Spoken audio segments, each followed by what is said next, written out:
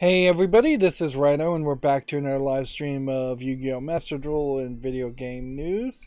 Today is Wednesday, December 28th. We're starting maybe a little bit later than I did on Monday, but it still is pretty much dead as far as any new news, with perhaps the exception of Yu-Gi-Oh! Which seems to be more than happy to put out notifications in the middle of what I would like to phrase the holiday taint, because it ain't Christmas and it ain't New Year's, and we're just in the middle there. See if we can get that to become common vernacular for my own personal enjoyment. Let's see. Apparently there was a bug. We're not working, the card was not working correctly. They're working on fixing it. So if they're working on fixing card interaction that's not working correctly, more than likely this Gunkan Suship Shari Red is a playable card in the sense that people actually would care, at least with the synergy of these other cards. I would question that most likely this card has an effect that is kind of unique to synergize with these other cards, because things like Painful Decision seem to be fairly basic effects, if I was to guess, not being able to memorize the effects of any of these cards. But yeah, I think Painful Decision is kind of simplistic of an effect, and so I don't think it's that these cards are the problem as much as this card is the problem in the programming. And by fixing their programming, if they do it well, that will lead to a better, more solid foundation of code for future cards that might have similar effects.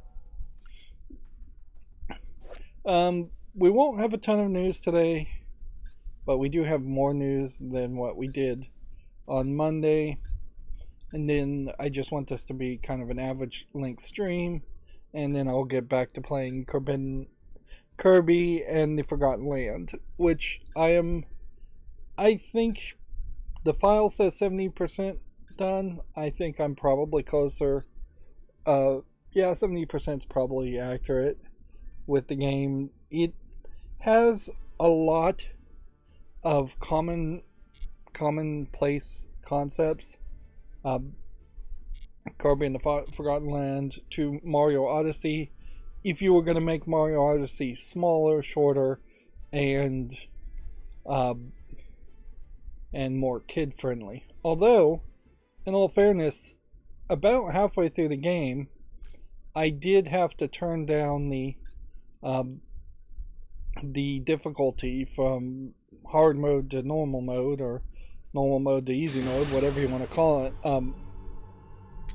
on it, just because of the boss fights. Like, there is a system in the game that does not suit the game very well, because I assume Kirby is supposed to be a game for kids.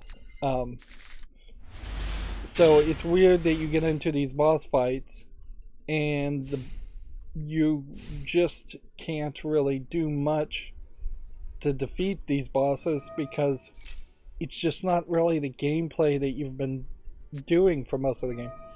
In all fairness, the boss fight in Kirby and the Forgotten Lands are more commonplace, and there are sub-bosses, so you do run into it a lot. It's not anywhere as terrible as like Bioshock 1's boss fight out of nowhere, where you barely have any consistency to it at all, or some other games I'm sure I don't remember that have just one final boss fight at the end and no boss fights at all before that point.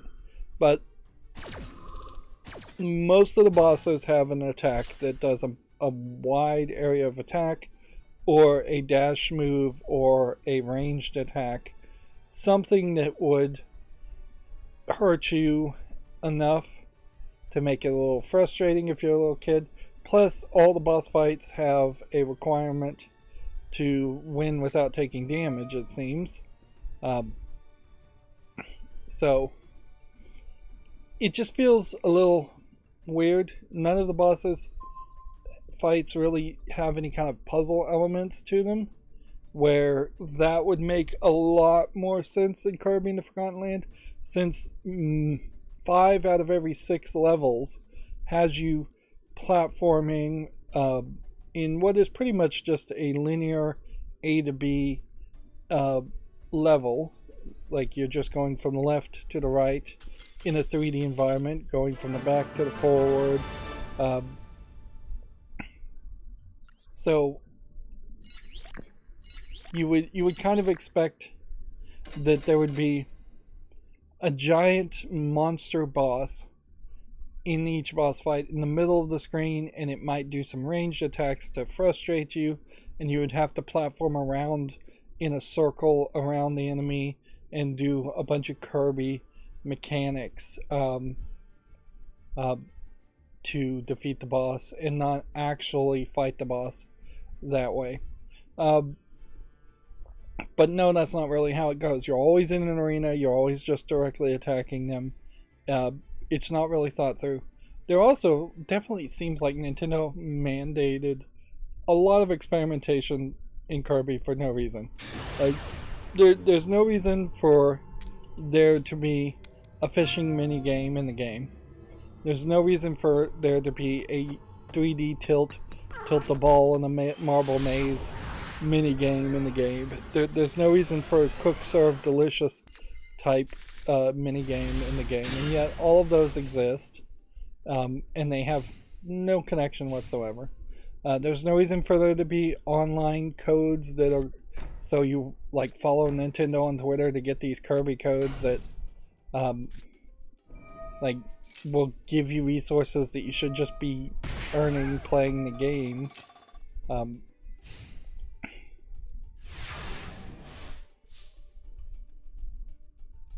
And yeah,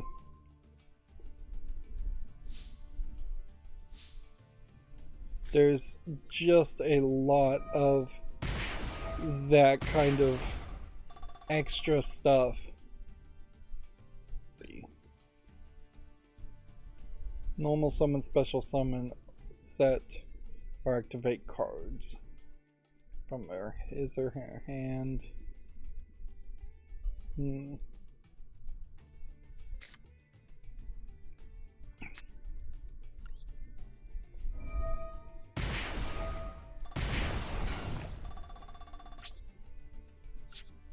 That's pretty much all I can do, I guess. I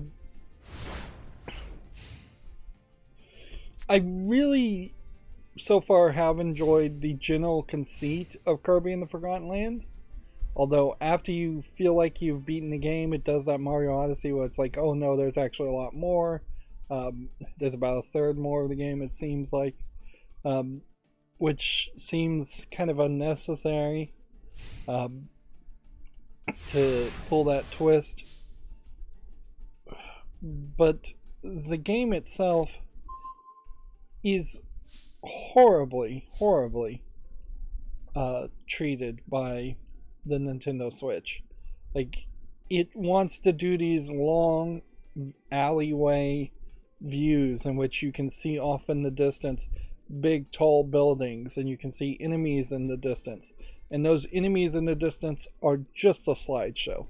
Maybe if I was playing it undocked it would look a little bit better, but docked on a TV it feels like it's going 12 to 22 frames per second in the background, while in the foreground everything is being rendered I think at a much higher rate.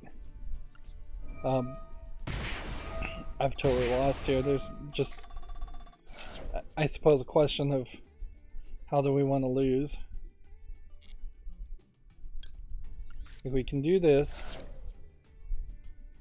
and then activate that from the graveyard so it won't cause any problems, and we can do this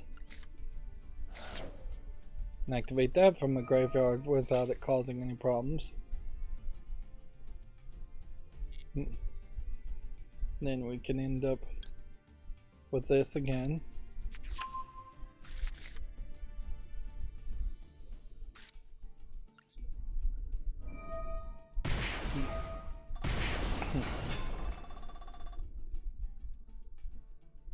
And then I should be able to activate this effect and get a 3.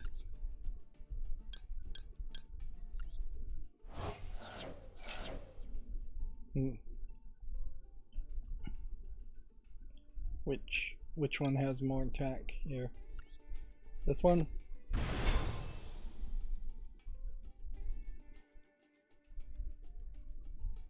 And with that, we might be able to win now. Should be able to destroy this, hopefully.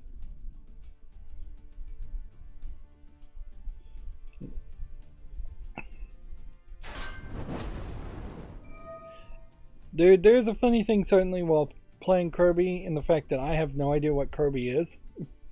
He seems to be a big ball of bubblegum, magical type creature, single cell organism with an ability to copy some but not all enemies' abilities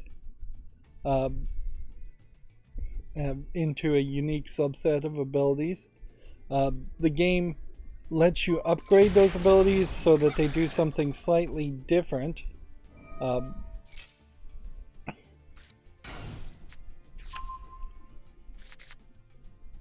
Let's see.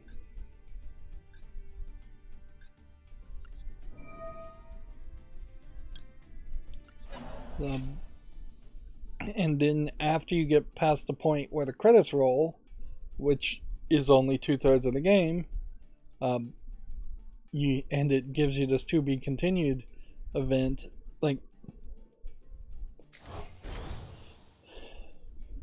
I'm losing my train of thought here. Yeah, after you get past that, the credit rolls, then it says you can also upgrade the amount of damage that the copy abilities can do, which I think highlights how they've made the enemies too strong and having too much health, and just a lot of them have attack cycles that are just going to be very difficult to possibly avoid taking damage from.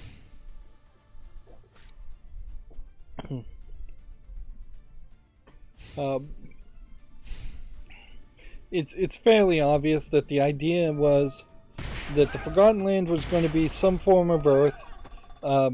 Humans are gone for one reason or another. I won't spoil the more than to say that somewhat gets explained so far. But yeah.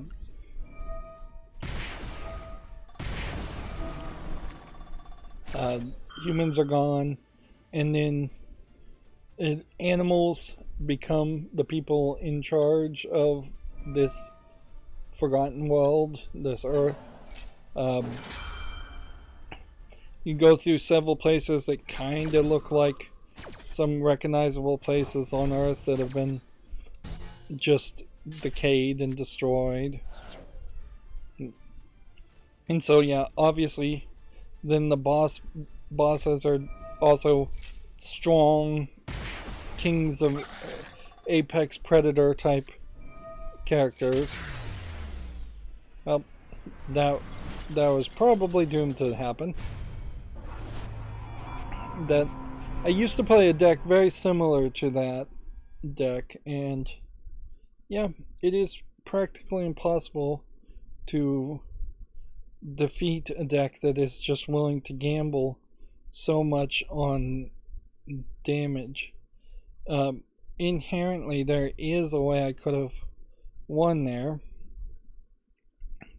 if I had simply been particularly cautious about managing my health, and if I had canceled that last attack trap.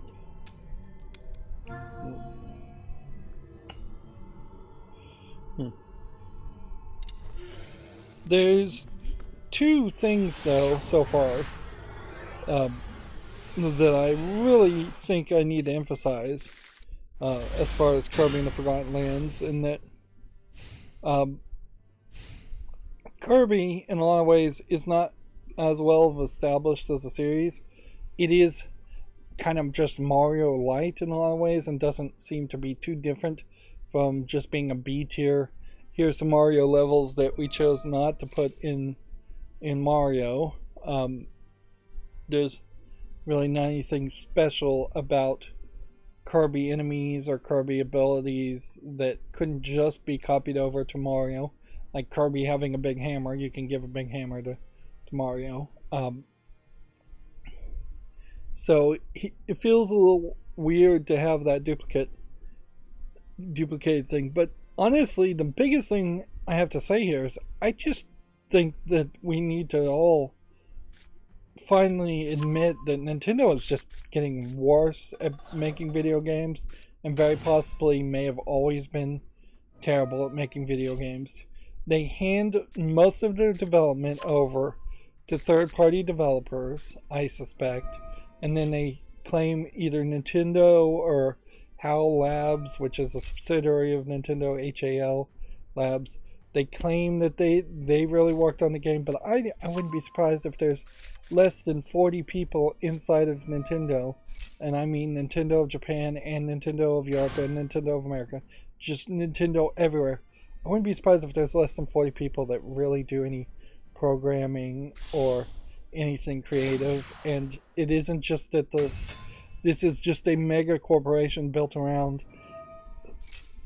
IP and copyright that has been allowed to grow bigger and bigger. And honestly, Nintendo does not deserve a copyright around its Mario, Kirby, things like that anymore, because they're not good curators of those properties. You look at things that they just straight up don't make any games for at all, for seemingly no reason, maybe for some small legal reason, but they're just not really trying. But even when they do make games, they're mediocre at best. They hamstrung them to show off hardware features that they're obsessed with. They're very much in the mindset of making a toy like the Switch with a bunch of new features that aren't really even that ever well adapted. Even the Wii was that way. Like, outside of first party titles, most Wii games barely wanted to use the Wiimote. Nobody wants to really use the HD rumble or the tilt shifts in the Switch. Most game developers don't want a co-op mode. It's nice that there's a co-op mode in Kirby and the Forgotten Kingdom, but it definitely would have made just as much sense for there not to be a co-op mode. And particularly, nobody wants to use the co-op mode where you take one Joy-Con off of a Switch and hand it to one player, and another Joy-Con and hand it to a different player, so that they're controlling the controllers in that sideways orientation. And you can tell that because even Nintendo really abandoned that with the Switch Lite, where the Joy-Cons don't come off. And inherently, the Switch Lite also is missing a couple of side buttons that you only use in that sideways orientation because the Joy-Cons don't come off. But yeah, Scarlet and Violet, technically not made by Nintendo, but it's the same thing. Like, these IPs, if copyright law had only lasted 10 years, or even 15, even 20, if Pokemon generally was a public domain thing at this point, and anyone could make a Pokemon game, there'd be much better competition and much better Pokemon games. There might be a lot more garbage Pokemon games, but that doesn't really make a great argument that Nintendo should have an exclusive right to make garbage games. Kirby and Yoshi games should be very special, as they're games that aren't going to come out very often.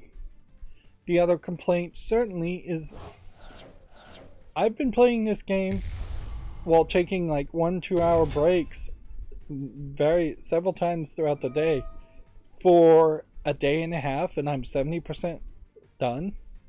Like, there's a drastic difference in the amount of content there. as far as just like 100%ing a game like Kirby and the Forgotten Land, and then 100%ing just your average PC game or AAA game from other consoles. Nintendo games are getting shorter, and yet the price is maybe a little bit cheaper. Like Kirby and the Forgotten Lands may have started off at like 45 instead of 60. Yeah, but that's not always the case. Like, it's kind of no wonder if you're a parent as to why your kids are burning through Nintendo games so fast. It's because Nintendo is actively making shorter games. They're actively putting the credits ahead of the actual ending of the game, so you don't have to actually work all the way to the end to see credits. They're making the games easy, maybe too easy at this point. There is a final scene right before the credits where you have to bash not one but two different buttons, and that's really a nightmare too. Like, I really was struggling to wiggle the left control stick and bash the B button at the same time, and one won't do it. You have to move the left control stick fairly fast, and you have to tap the B button fairly fast to get through the cutscene, when it really should have just been a final cutscene. There is a distinct difference between Mario Odyssey and Kirby in that you don't get instant rewards in Kirby. You're given about 11 goals at the beginning of each regular level, and honestly it's about 5 goals in the boss fights, and when you finish those goals at the end is when you really get the fanfare and the recognition for finishing those goals, at the end of the entire level, not at the end of just accomplishing that. Now you do get some pop-ups that tell you, hey, yes, you did do it, but you have to get to the end of the level to save that progress. There are points in the game that are completely unfair at the beginning, and it's not well explained. Like, fairly early in the game you run into this car race mode, and then you're told that you're supposed to finish this car race in under 20 seconds. There is basically no way you'll be able to finish the car race under 20 seconds at that point. In fact, you won't be able to do it until like 20%, until much further in the game, because eventually you unlock a shop, and they don't tell you that this is going to happen, and in that shop is an item that will increase your speed.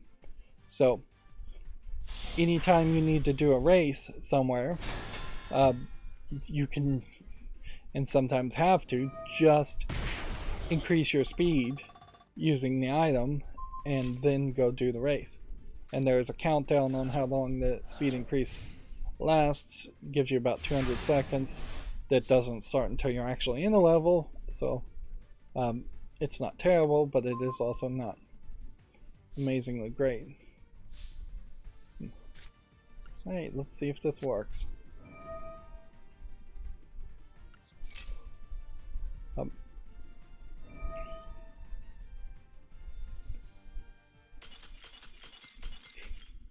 Wow. Play one card. There you go.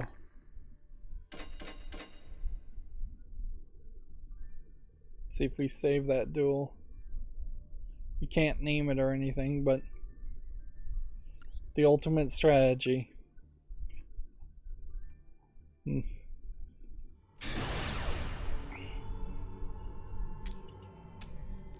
We'll save that in case they ever do actually do anything with like the replays in Yu-Gi-Oh!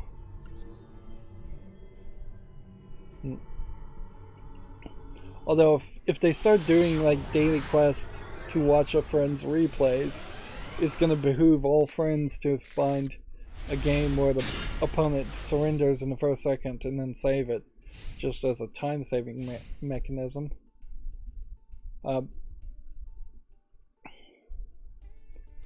I suspect, I haven't seen it, but I suspect at some point they will unlock some way that you can get this extremely rare, I've seen it twice, invincibility candy in the game as an item that you can hold on to and use. And I suspect at that point all the boss fights that want you to take no damage are going to be incredibly trivial. A lot of the boss fights you could probably pull it off fairly easily anyways without invincibility candy. There are only about 6 or 7 boss fights. There are weird side challenge areas that you basically have to do if you want to get any material to upgrade. This game weirdly has 2 currencies in coins and star points, and in blueprints to unlock the ability to purchase things, which makes the whole game feel like they're just experimenting with the idea of making it some kind of mobile online game. It definitely feels like if the graphics had looked way worse and they had ported it to cell phones, that you could have the same game instead of making it a Switch game, and then you could throw in more of that online functionality, which they're playing at for no reason, and some form of microtransactions, although there still would really not be any reason that there should be microtransactions in a game like that. Let's see. I'll destroy this card. Now tell me if he wants to counter. The fact that there was no pause there tells me he can't counter. That puts me in a decent position.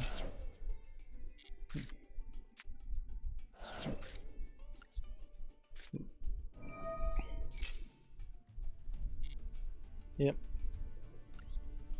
So suffice it to say, there's a lot to complain about Kirby and the Forgotten Land. I don't want to come off as too unhappy with it though. It is a fine game, but there definitely are some problems.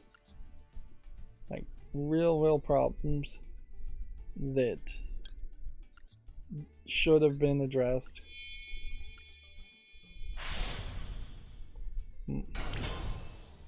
To make a slightly better game. It really just kind of doesn't have the Super Mario Odyssey polish to it. If anything, Mario Odyssey has too many stars and too many little surprise things just all around the world, that had you taken maybe 1/8 of the stars and 1/8 of the side games from Mario Odyssey and put it in Kirby and the Forgotten Land, you could have balanced them out a little bit.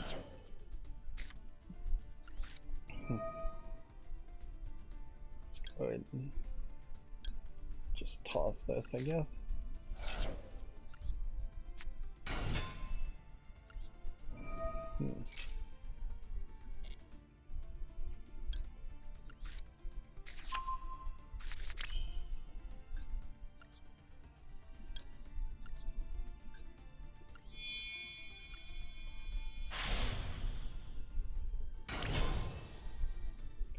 Okay. Let's see what we can do with this. We can summon a 2 card character, which doesn't that mean that I can then activate this to special summon this to the hand? There we go. Go into battle mode.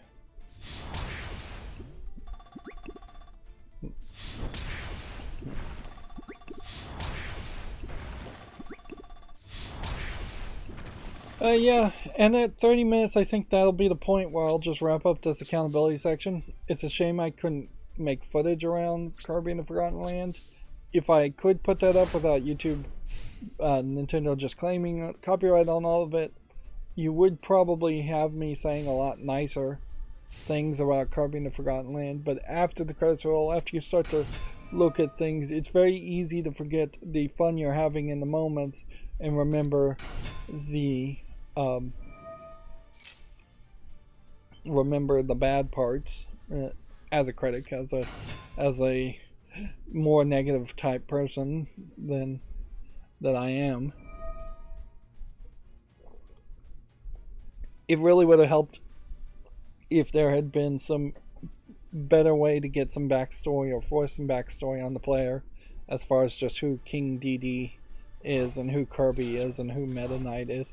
Like, I played Kirby in Dreamland on Game Boy decades ago, but I haven't played any of the other Kirby games in the middle there, and it seems like there's been a decent amount of them. In a lot of ways, I don't think Kirby has evolved particularly well in the same way Mario really hasn't evolved. It's still Koopa decades later that you're, or Bowser, that you're still fighting. The only other thing that I wanted to point out that is kind of an accountability or section thing, and I suppose this is probably more news than anything, is that Steam has created this Steam Replay, which it's kind of funny that Steam hasn't had a recap system up until this point. Inherently, Steam's challenge is going to be making its customers more satisfied with the games they've already purchased, and more than trying to sell customers new games, because everybody's been at a saturation point as far as video games on Steam for years now. Yes, we all still buy games, but it is really just increasing our backlog somewhat more than anything else. So the next step is to actually encourage people to play, particularly now that they have the Steam Deck and they have this value add that they have to try and sell Steam Deck on, in that you will play more games and be able to play more games on the go. So they announced the Steam Replay. Here's the announcements page. Let's just look at what my Steam Replay would look here. Apparently I could share it. I could have made an extra stream around this, certainly. This year you played a lot of new games and unlocked quite a few achievements. Here's your highlights. I played Yu-Gi-Oh! Master Duel 48% of the time. Now, inherently, the problem here is most of these games are left on pause, and particularly Yu-Gi-Oh! Master Duel, leaving that on pause and just coming back 2-3 days later of it just being idle is definitely a thing.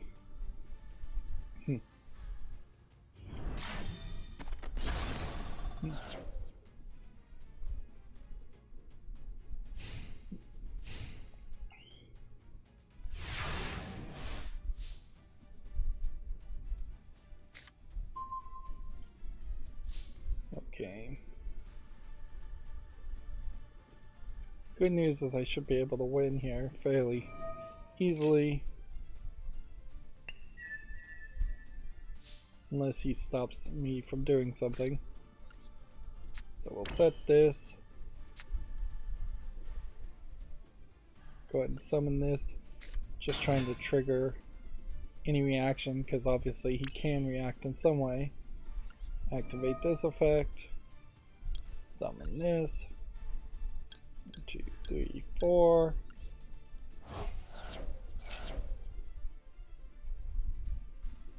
Bring this to the field. Can only put it there, which is maybe a problem with this. Activate this. And then I'm not going to read these two cards, so I've got to pick a 50-50 guess as to which one I should banish first.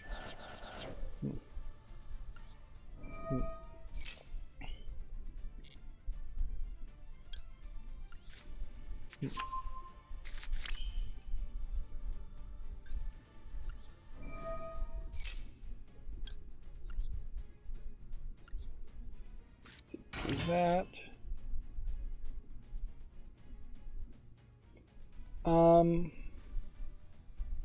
Yeah, and I think we just attack here.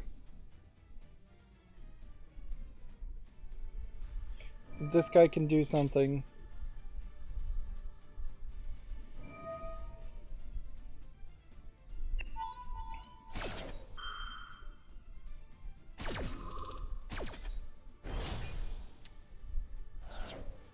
Okay. That didn't work.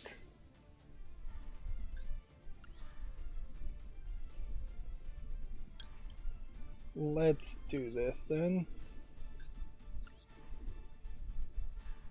Treat that as 2 materials. Treat that as 2 materials. Take that. Do this.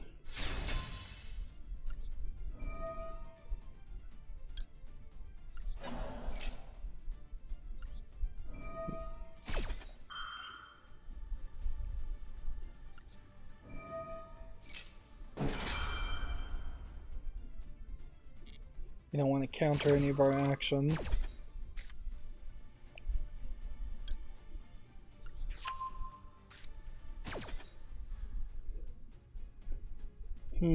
Send this to the graveyard, I guess.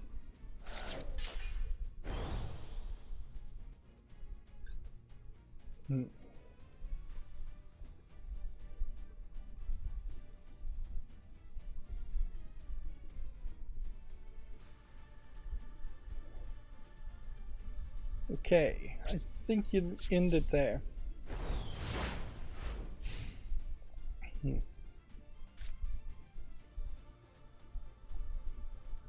So, yeah.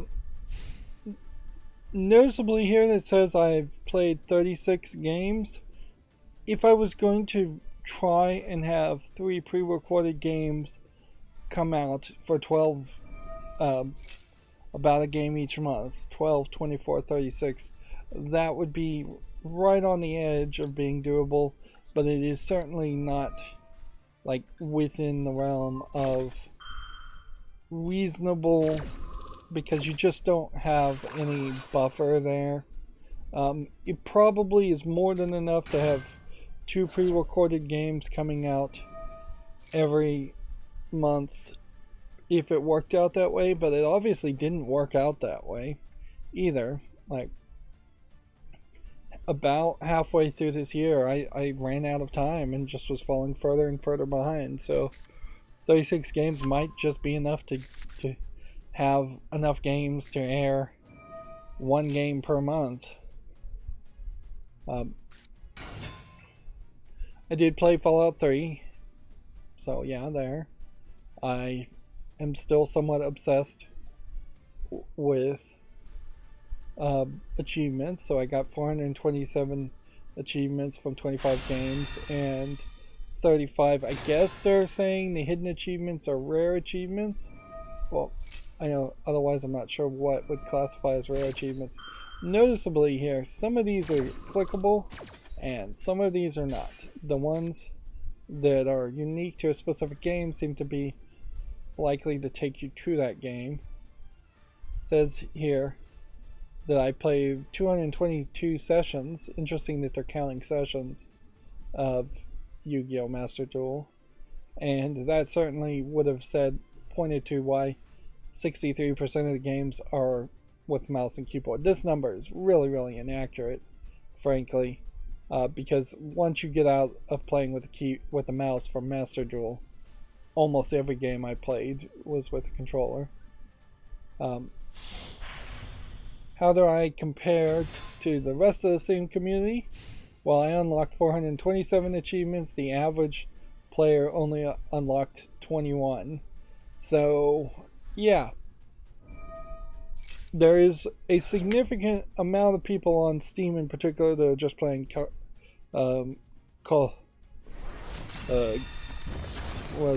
CSGO, Counter-Strike Global Offensive, and don't play any other games, so that would be why they would only, on average, have 21. Is this, this year, on average, people unlock 21 achievements, or over the lifetime, every person who has a Steam account has on average 21, because I would also include a lot of dead accounts that have 0 achievements and haven't been logged on in years. I'm going to try and be fairly careful here and just do a direct attack and win, just to save time.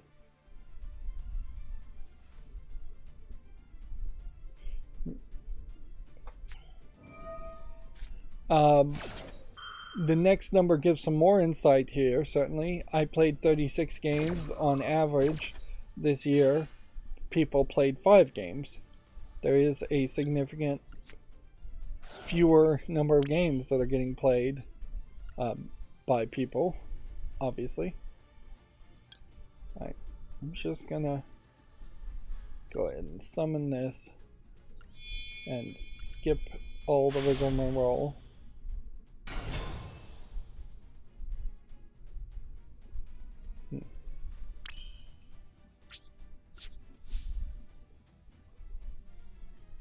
And just direct attack for a final blow.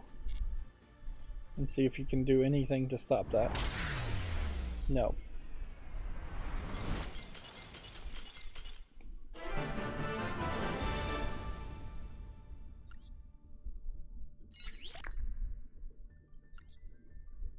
Still trying to get up to the platinum rank here. Let's take a moment though. My longest streak was 30 days, where the average streak was 9 days. I'm a little surprised by this number more than anything. But again, this number is probably skewed by just leaving Yu-Gi-Oh! Master Duel online open, and that I wasn't actually playing on at least one of those days in this 30-day streak. I find it particularly unbelievable that I would have gone through an entire month and not had a single day in which I bothered to schedule videos instead, or just take a break in general. Like, if I did play for 30 days straight, it would have had to have been while playing something like the Fallout 3 Game of the Year edition. That's the only game that's even long enough to make that make any sense. 11% of the games you played this year were new releases, which I find that number particularly surprising. I'd like to see that full list, and yet you can't click here. 17% of the games on average that the average player played were released in 2022. So in this case, this is pointing out that I played much older games. Well, not much older games. I played more older games than your average player did, which that makes a lot of sense too. A lot of people are going to want to play the newest games while they're new, while I am trying to save as much money as possible by playing older games. Plus, since I'm making content around it, it just kind of doesn't matter to me. Speaking of making content around video games, Game Grumps came back on with the Completionist to finish up their randomized Super Metroid gameplay, and they pretty much at the beginning of that admitted that the Completionist had taken a month from the last time he had been there, and in that month he went from being an employee at G4 to being fired. So all this footage is like months old. He was laid off, not fired, because G4 shut down. He wasn't fired for cause. Let's be accurate there. But then they completed that playthrough and spent a lot of that time kind of rambling around like woke concepts of making jokes. Is like, should you be able to make offensive things, or are some of their old jokes too offensive and things they wouldn't say there? Like, woke is perhaps an unfair thing, but there wasn't a cogent thought in the argument between, or in the conversation. It was not an argument. It was a conversation between the three of them. Like, just nobody knows what's the right thing to say is, and they're desperately trying to say something, which is just the minefield that it's become, really, as far as just like offensive jokes or jokes that might be construed as offensive. Very California-esque type of conversation, Hollywood type conversation, where it's like, I know I need to say something, but I'm afraid of whatever I've said in the past or what I say now may be used against me. It's kind of a conversation that really should have just been cut out, and particularly since they don't have face cams on when they're making the Game Grumps footage, they could have easily just said, hey, let's just cut out that whole conversation. But I guess Game Grumps is the epitome of the same thing I'm doing, in which they're doing a low effort footage while talking. And certainly I am not anyone to throw stones. I have rambled and said nothing and just gotten confused about what I was even talking about so many times in these live streams.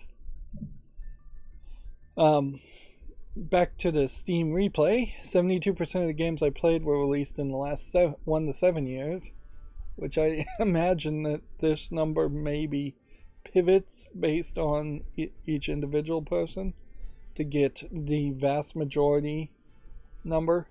They almost certainly, it seems like this graph here determines the rest of this graph here. So, yep. So the thing Steam wanted to highlight is brand new games, because they make money on brand new sales, or sales of newer games way more than they do of older games.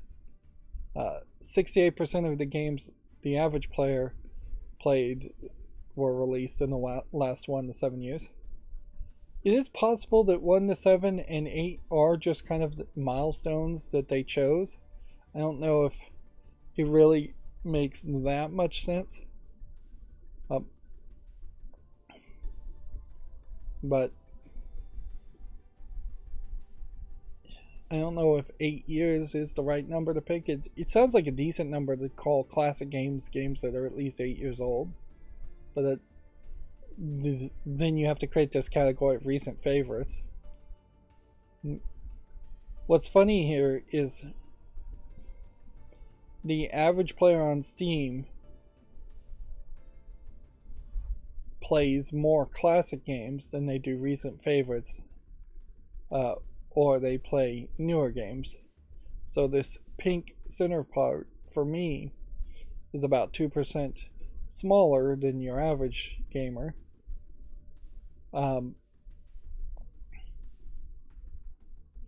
Is what you play. This spider graph shows you the kind of games you spent the most time on. So there's a lot of keywords here that I don't feel like particularly work great, because obviously these are just tags. I could not tell you what game I played that was an inventory management game. Maybe Resident Evil 4. Cult Classic, same thing. It could be Fallout 3, it could be RE4, it could be anything. Walking simulators, I don't think I actually played anything that would technically be a walking simulator in this year. So I wonder if that is also just Fallout 3. Turn-based combat pretty much has to be Fallout 3. Parkour, I think I did play the new Mirror's Edge Catalyst, so that's probably what that is. Obviously Yu-Gi-Oh's Card Battler. This information's not super useful. You need not a spider as much as you need a giant web of connecting tags. and you need this to once again be somewhat interactive and clickable. So I really would hope that this kind of data is better presented in the future, because so far the only thing I can really click on is 3 things that would probably just take me to a page. See, I earned 3 badges this year, which highlights that that I really wasn't focused on badges, and I'm not anymore. I wasted probably a lot of money trying to get trading cards and badges for no good reason. Somebody sent me 1 friend request, so obviously I'm not getting a lot of friend requests, and I don't even know what a workshop item subscription is. So as far as giving away gifts, I didn't get any. I didn't give any. I don't think anybody gifted me any. Community awards given, I didn't know we could give away community awards. I didn't share any screenshots. Some of this stuff is not accurate. Like reviews written, I guess that doesn't mean reviews edited. Discussion posts, guides written, workshop contributions. A lot of this stuff is stuff that people just don't engage with at a high level.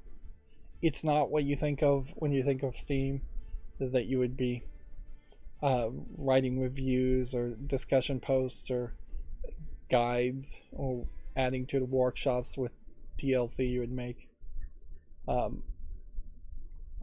Take a look at your top played games. Let's see. We've unlocked 100%. I started playing Yu-Gi-Oh! This year because it just came out this year. Yeah.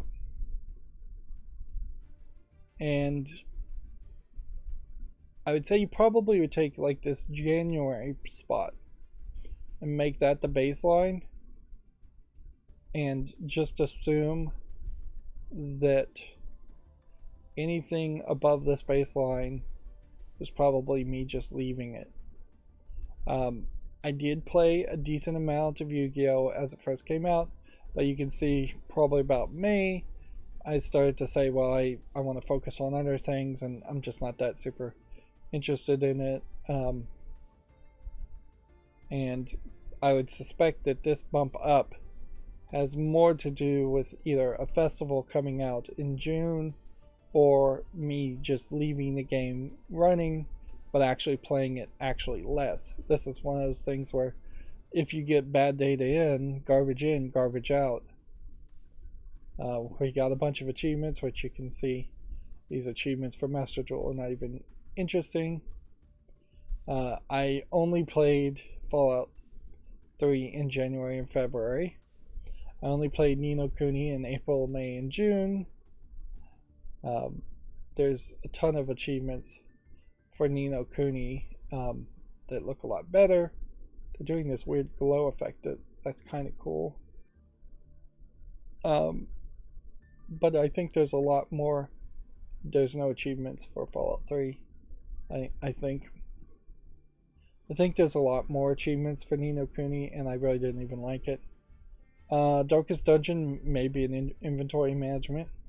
If anything, this is just really breaking down what was I doing as far as pre-recording footage. Here's I was playing this game, and then I was playing this game, and there may have been a couple games in between, and then I was playing this game, and there may have been a game in between.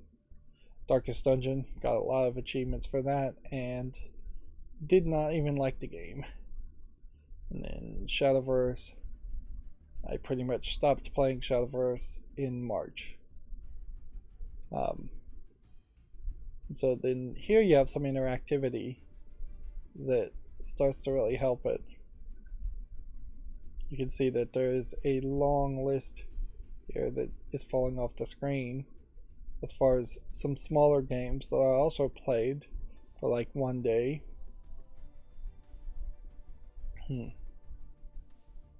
Here's Mirror's Edge Catalyst. I already kind of have metrics for this just for my own personal reasoning, as far as knowing what I played, but it is somewhat helpful certainly for people that haven't made a Google spreadsheet to just record what they've been playing. And inherently, what they're telling me here is accurate information about how much and when I played things, whereas my data is more about how much I recorded and scheduled things. So if things air 6 months later, it shows up in my data, where this data is when it was actually played. And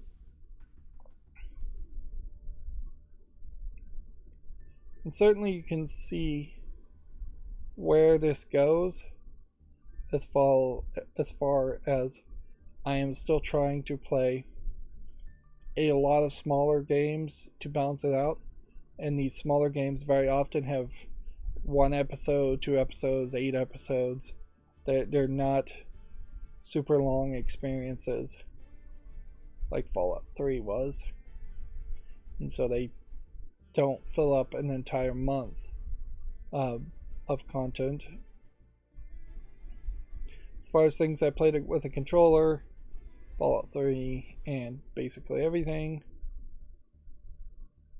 During a 30-day streak, I was playing Fallout 3, Shadowverse, Carcassonne, Master Duel, Super Aldo Pets, and Desk Job. Yeah, I suppose it's somewhat believable that I played between February 3rd and March 5th a decent amount of stuff. Also, that would be in the very dead time in which no new games would have been out. Noticeably, there aren't any new games. And then we have a grid view here of all the games I did play, which is this is kind of nice end of the year stuff. Don't play the Vagrant just because of this art, by the way. I'm gonna warn people around that.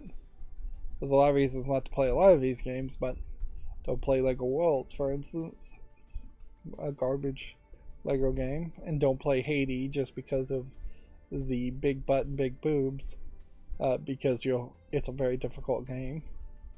Arguably, don't play Marvel Snap because it kind of sucks. And Alchemia doesn't have any interactivity in it, really. There's one thing that's interactive, and the rest of it you all have to do with pen and paper. And very few people are going to do that. So we could share this.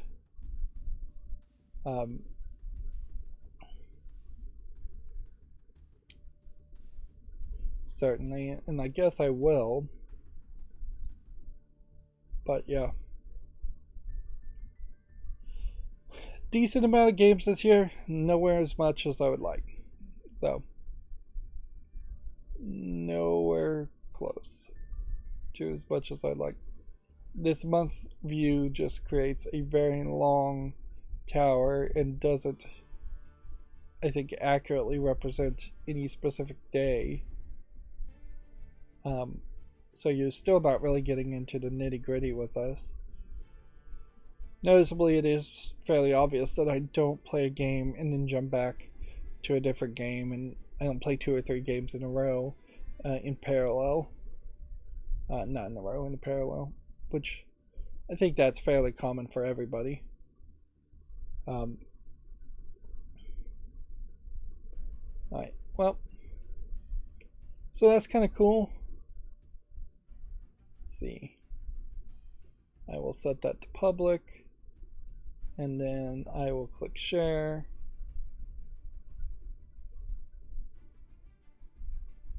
And let's see which one does it want. It has one. Alright, we can show this. There's an Instagram feed image. There's Instagram, Facebook, Snapchat, TikTok, and Pinterest. And then Twitter and Facebook. And then I guess I just could click Facebook, click Twitter, click Reddit. Does any of it really matter at all, though? I think this year in particular,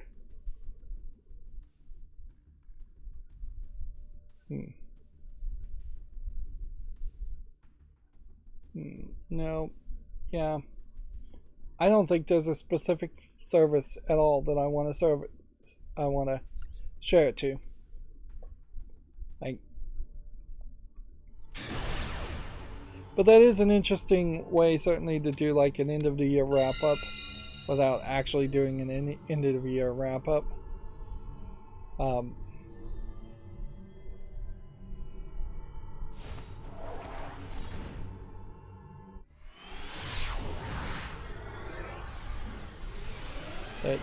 There is something to that idea, certainly. Let's see, are we still doing the discovery queues? I guess we are. I haven't been paying any real attention to that. Alright. Now, unfortunately, my macro was having trouble today, and I don't know specifically why it was having trouble, but I never do. So I probably need to burn through a lot of stuff here and also move towards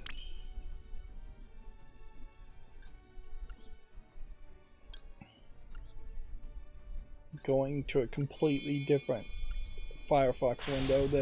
That's eventually how I fixed it, is I just created a completely different Firefox window. Let's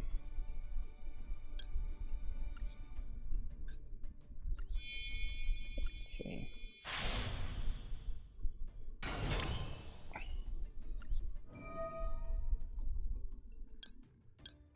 Detach this. Attach this. Get the attack higher. Also activate this. And attach it to this. To get the attack even higher.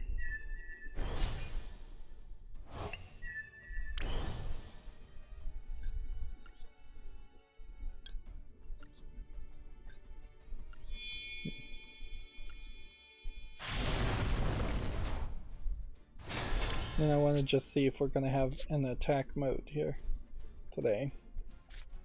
Nope. So we're playing first.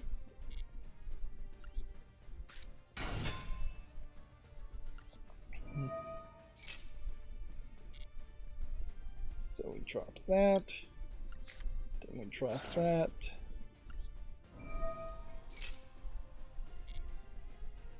Then we take this.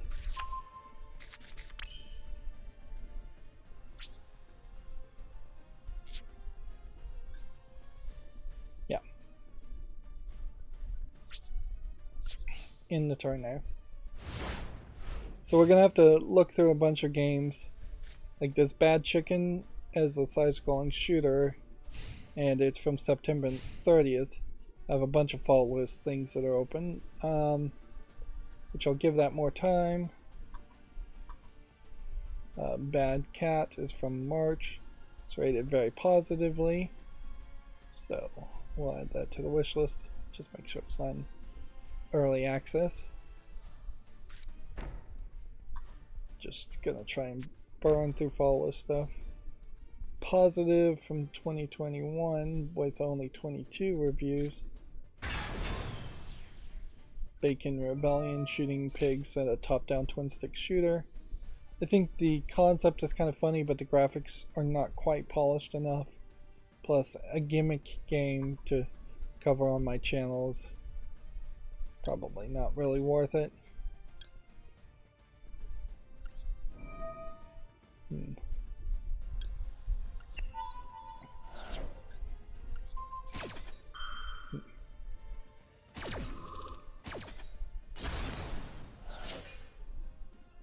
See.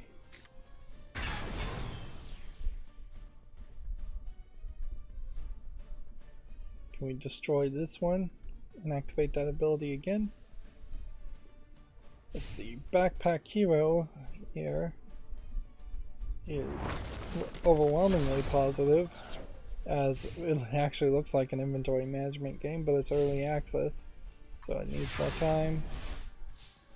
Back to the Ashes is early access from 2020.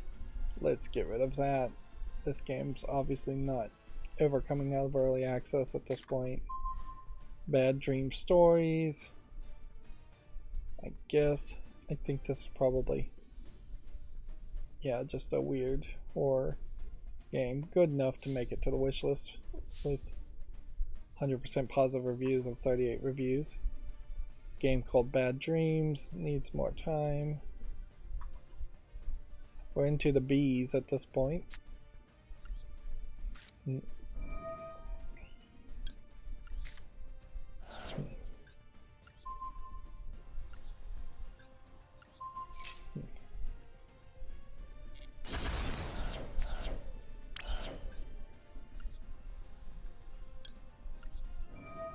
Let's go ahead and get rid of this one to destroy that one. Let's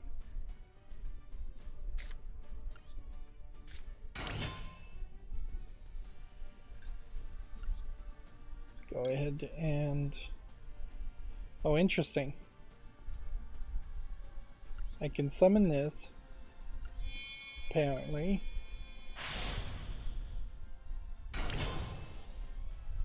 And then I can summon.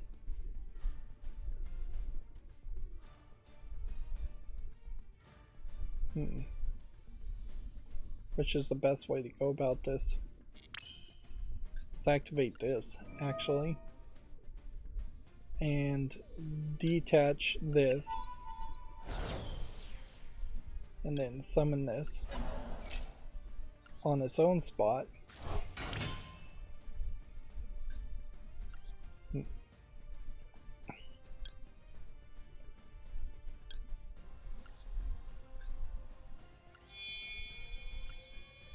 Kind of doesn't even matter what I do at this point, but we will goof around with this.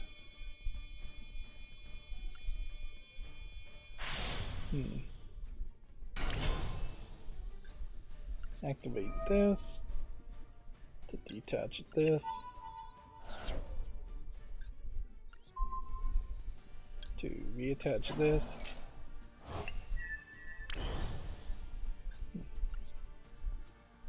Yeah. And see, at this point, I should be able to straight up pull out our final guy.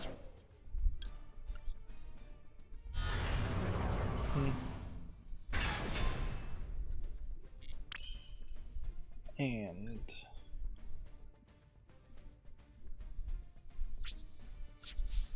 if that doesn't get us extremely close to victory, I'll be surprised.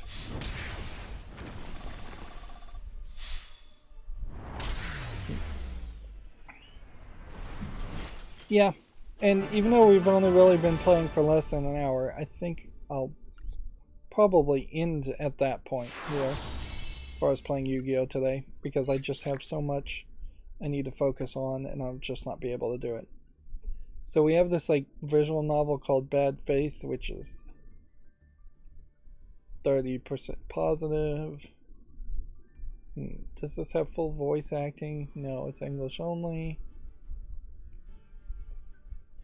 I guess since I have so much to consider, I'm just going to skip that and move on. Bad Way. We're into the B's, obviously. It's mixed reviewed, so that can go away. Bad Lands from September. I'll give more time to. Bad Trip is negatively reviewed. Yep. Underboob. Be Damned. Actual game. Here.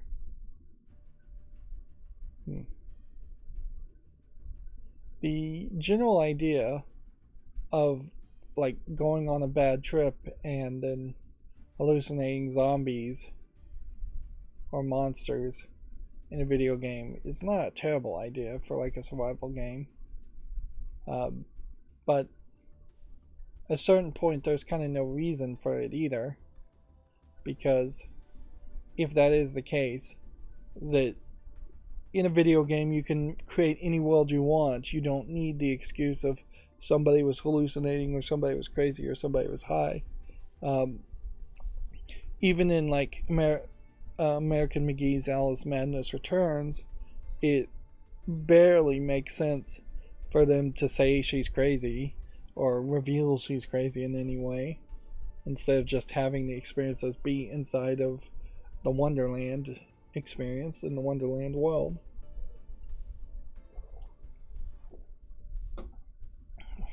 Speaking of trippy experiences, Yuji Naka has now been officially indicted over insider trading case at Square Enix, according to GameDeveloper.com. Check out that article if you're more interested. We really don't have a lot of news today, and most of it, I imagine, is going to be very little in detail. Saudi Arabia has gained control of the AR developer Magic Leap for $450 million. So, yeah. Magic Leap at some point felt like they would have been maybe a competitor to the HTC Vive or the Oculus Rift, but I'm not sure it ever really got here. This is an interesting looking design, certainly, for an augmented reality device instead of a VR device, which if they are ever going to get AR or VR to work, augmented reality almost certainly should be it.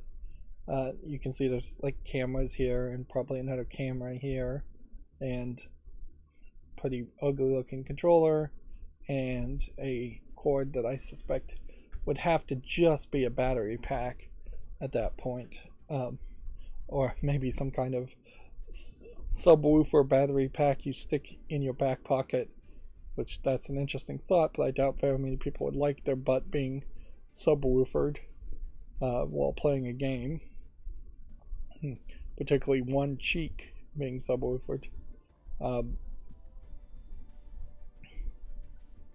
But yeah,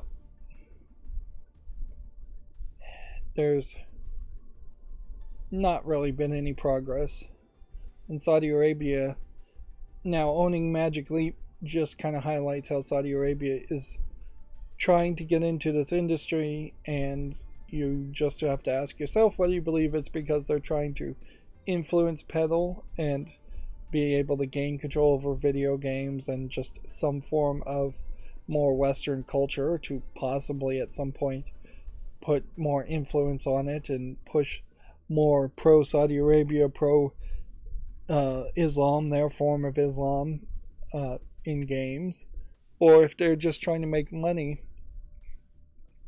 You can definitely feel somewhat for Middle Eastern countries that are incredibly rich now for oil that will almost certainly collapse in the next 200 or 300 years once the oil all drains up, or once we no longer have any need for oil. They really don't have any other resources, nor do they really have a society that is open or free enough compared to the rest of the world to create great thinkers and great artists, or even good workers that could interact and communicate with people. India is kind of an example where they have a lot of workers and maybe not that many resources in contrast, and once everything becomes automated, then you run into that problem too. Saudi Arabia is in kind of a great position to be a shining example of a universal basic income. It kind of is already doing that from oil sales, but at a certain point countries are going to just have to start to print money and agree amongst all countries that the money doesn't mean anything at all, and it's not really been gold back in decades, if not 100 years plus, and that the real value of a dollar internationally is the value of peace. Like, by paying a universal basic income to your citizens, you're creating a more stable version of your country that is less likely to have to invade other countries for resources or to otherwise occupy the minds of their citizens. It is literally, the dollar is the lollipop, the sucker, the pacifier of their people that would otherwise call for revolution, and any call for revolution calls for revolutions in other countries, which current governments certainly don't want that. But that is a new potential experimental look at economics as a world peace element tool that has not been adopted or even thought of by most people. I won't go on a rant there. Let's see. Employees at the Spellbreak developer Proletariat are unionizing, which is interesting that you would name your company Proletariat and then either not be unionized to start with or to be unionized. The proletariat is, I think, the French word for the people, the low people, lower classes, where the bourgeoisie, I think it was the French word for the rich people, the kings, the government, the politicians. But yeah, to use such a charged term to name your company and not immediately start with a union seems weird. But maybe this is an example of Proletariat as a company really not being that old.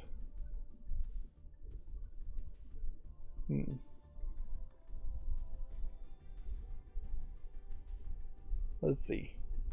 Activision Blizzard is involved in this. They acquired Proletariat over the summer, and the new ownership is expected to go into effect in 2023. The day before that announcement, Proletariat revealed it would be shuttering down its multiplayer game Spellbreak in early 2023.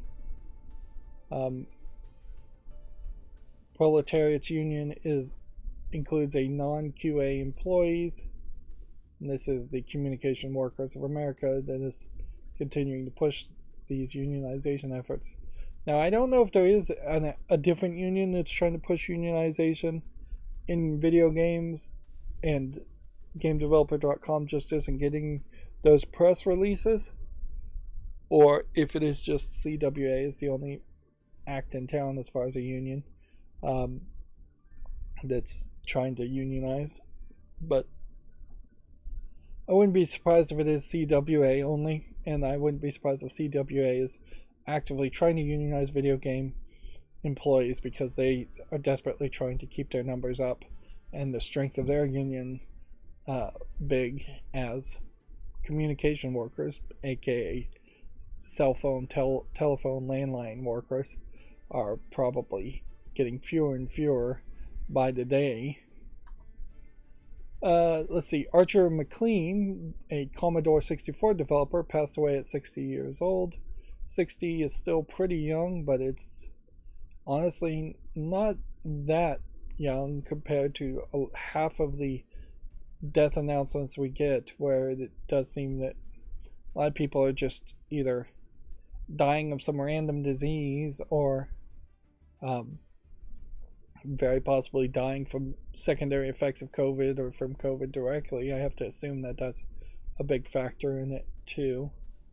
Of course, people die all the time, and if you asked me who Archer McLean is, I would have told you it was a made-up name for some TV show yesterday.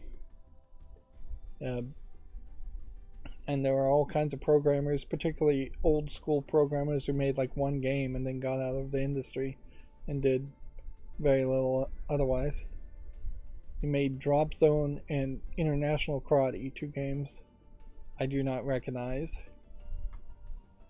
Let's see. We already covered this. ArtStation hiding anti-AI artwork images on its platform. Alright, let's see.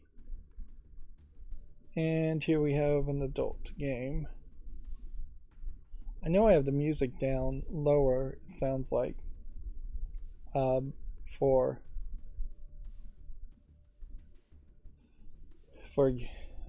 Yu-Gi-Oh! Master Duel. I probably should turn it up a little bit. Seems a little quiet.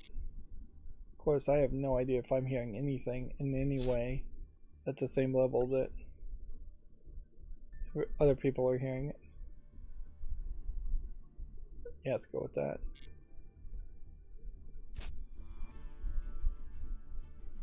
So this adult game on Steam is called Punk 2069. It's 2D flat images, although I really wouldn't call it drawn particularly well.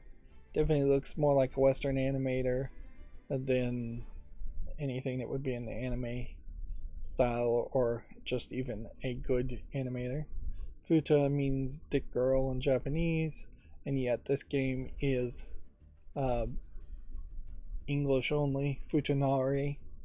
And so it does, in the screenshots, deliver that you will get, again, in my opinion, badly drawn dick girls. And it is selling for 66 cents. The price is right, but it's not a good product by any means. Let's see. Blue Tricks.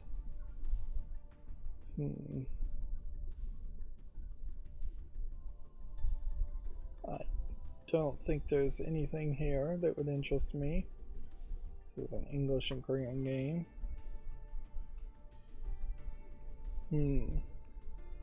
This doesn't seem to support anything other than Chinese, although it says it supports English. I don't believe them. I'm surprised we don't see more of this, where there is just a long list of languages they claim to support when they aren't even bothering to make the page in English for the English audiences, which these do customize to my understanding based on your own language preferences. So if you had a Chinese language preference, you would see a game like this in Chinese if such a page existed, although in this case I would say it doesn't, because why would you make a Chinese page for a game that does not support Chinese? And yeah, a lot of these are garbage games and don't really require me to look too much at them.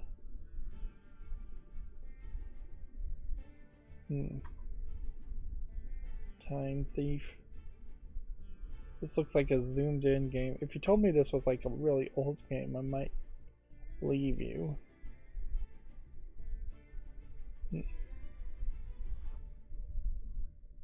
$4.99 English and Japanese. Run back and forth. I'll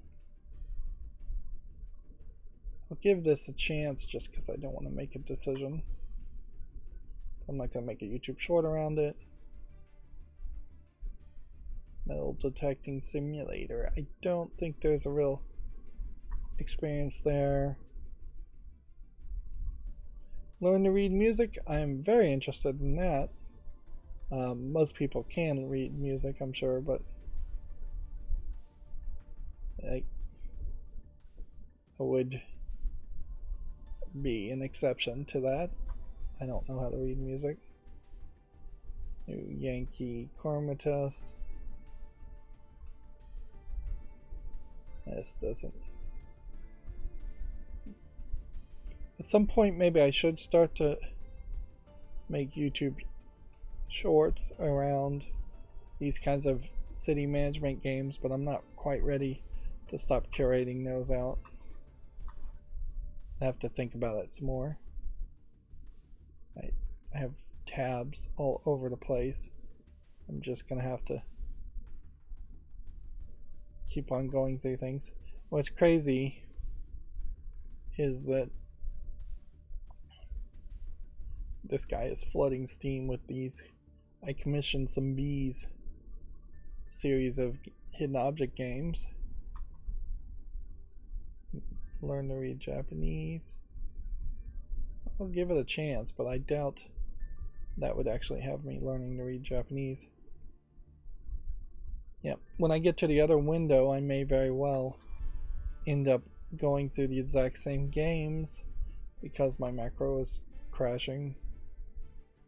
It doesn't really crash, it just hangs up and then gives an error, which I think probably is slightly different than crashing. It doesn't cause my computer to lock up or freeze. I don't think the macros I've programmed have that level of access to the operating system that they could cause that to happen easily.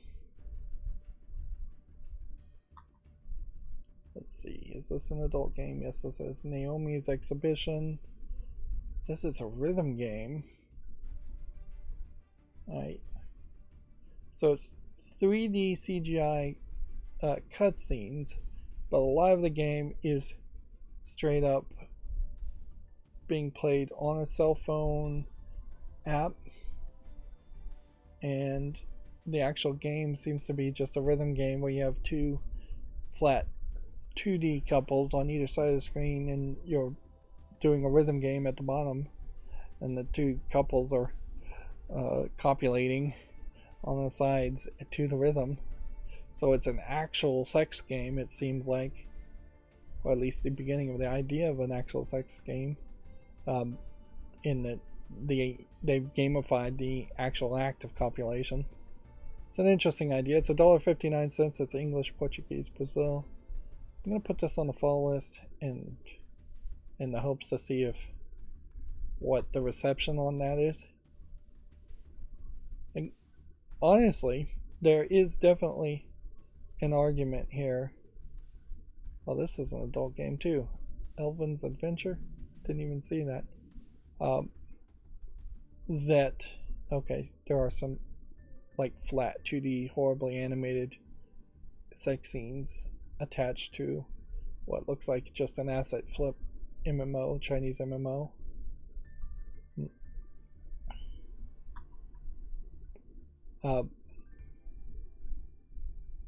Yeah, unfortunately, what I'm going to do is I need to run to the bathroom, so I'm going to pause the recording and take a 20-minute break, and then I'll be right back. Okay, I'm back. Sorry about that. Although I say I'm sorry, and honestly, you would assume that me saying sorry would be to imply that I could possibly fix IBS or whatever I have that sends me to the bathroom at random times, but I can't actually fix it, so I'm not really going to do anything to improve it. Let's see. Let's get these daily quests cleared off just so we have a general idea of what I'd want to do. And see, the problem certainly with this dual and solo mode stuff is that yes, I can do this and should do this, but there's a high chance that in the next 2 days I'll just get another dual and solo mode daily quest. Alright, so yeah, I failed to mention in the accountability section that my smart Wi-Fi Christmas lights, fairy lights projects, I guess will start later today, because at least some of those Christmas lights are supposed to be delivered today, which ideally it's going to be disappointingly easy. I'll give this a follow. Like, it'll just work and it won't have any problems, which is what you really want, even though I would like to be able to program it and fiddle around with it. I think Master of Puppets here we can say no to. I did a lot of like reprogramming automations on my Tuya Smart House setup to just better label things. and I move some plugs around. One of the things I am thinking is that my smart lights aren't staying connected as well as I would like. So I probably would want to try a slightly different brand. Arguably, I should experiment with moving over to Zigbee anyways. This looks like this is a kid's game that would not be fun enough for me to bother to play it or cover it for 90 cents. Interesting, you don't see a lot of 90 cents games. And then DLC on top of that.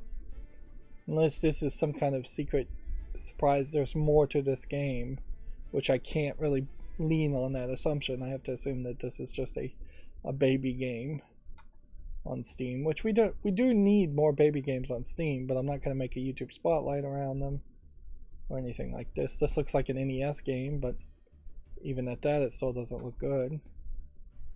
Tales of Suki, Moon Guardians. It's a clicker, it says. Early access puzzle game. Portuguese, Brazil, and English. Yep. Brazilians, Portuguese seem to really love to try to ape the anime style. When it would be kind of nice if they made their own style, and eventually I think they will evolve into a style. Like, this drawing's not terrible. It just seems very aped in color palette from the anime that they've probably seen, but actually in the angles and the way things are being drawn, it does seem like it is slightly different. I guess the question is there a game here? And I don't know, so I'm gonna give it a chance.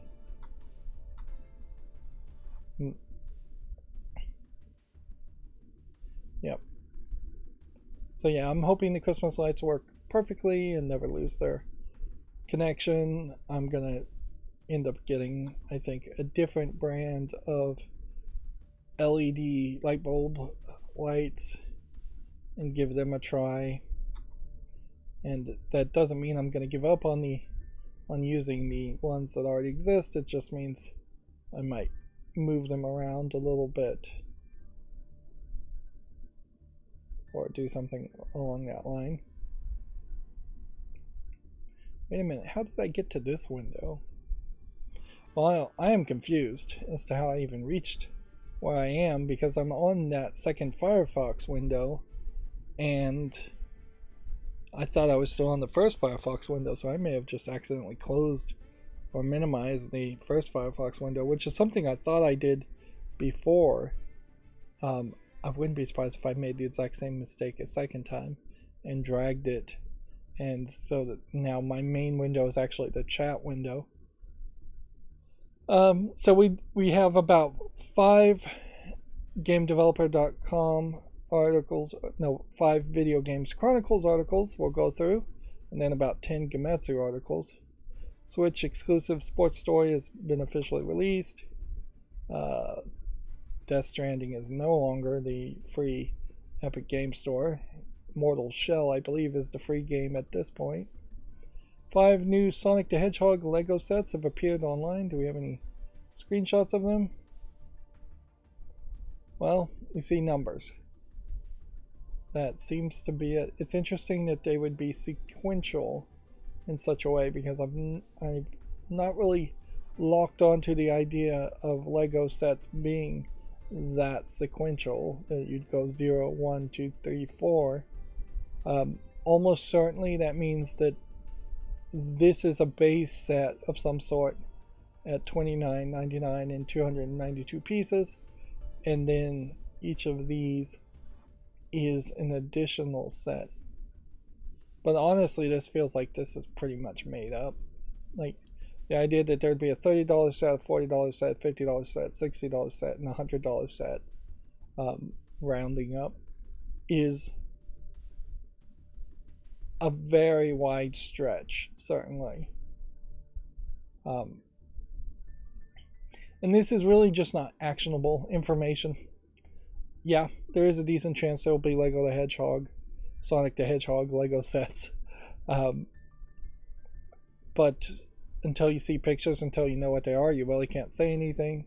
And as far as video game related memorabilia, Lego is kind of pretty bad because unlike a figurine that actually looks like Sonic that you could put on your shelf and that would look cool, a Lego set of a minifig of Sonic only makes sense if you are deep into Lego, or going to go deep into Lego, and still a minifig of Sonic is just not going to look that good.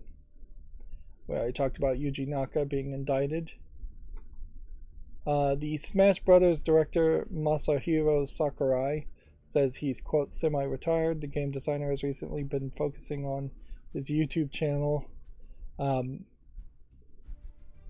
Yeah, we definitely have consistently gotten this idea that the director of Smash Brothers doesn't want to be really in charge of Smash Brothers so much. He seems fairly young, but I guess Japanese doesn't crack. He could easily be 58, 59 and just looks pretty good for it. 52. Yep. In a lot of ways, this is very possible. It's very possible this is kind of an example of what Nintendo does even to its own employees, as far as just having a death grip on the products they make and not really greenlighting enough production of games that they really should for Nintendo. They have the money to make twice as many games or twice as good games, and they just don't do it because they want to continuously increase their profits and sell mediocre experiences. Smash Brothers in particular is kind of done though. I mean, what you need to do to take Smash Brothers to the next level and make a new Smash Brothers is that they need a super powerful Xbox Series X style console that would let all of the characters be remade and remodeled into a more realistic 3D appearance. And yes, you don't want it to go full Mortal Kombat, but it needs to play a lot more like a good version of Mortal Kombat would on an Xbox Series X than barely playable games like Smash Bros., which I imagine Smash Bros. Is just barely playable, as it were. And honestly, it probably should become an online thing where it's almost an MMO where you just have hundreds of people fighting each other all at the same time in a giant open world experience. And obviously the Switch can't handle that. But Nintendo has really failed to make any new characters in the past decade or so that you could even add to a Smash Brothers series. So you are really out of ideas, as it were. And probably they're out of fighting styles and stances and just attacks. They've already been reskinning characters just with different appearances while it still has the same fighting styles and stances. When you look at even games like Street Fighter V that's coming out, they're really only offering about 36 characters, nowhere near as many characters as Smash Brothers has. The Sega boss, I guess this is the boss of Sonic the Hedgehog, is teasing more Sonic the Hedgehog in 2023, which you can pretty much assume that. Even Sonic Frontiers, which is probably the worst release as far as a Sonic release in this year amongst 3 or 4 Sonic Sonic properties being released, whether those were movies or other cartoons or things.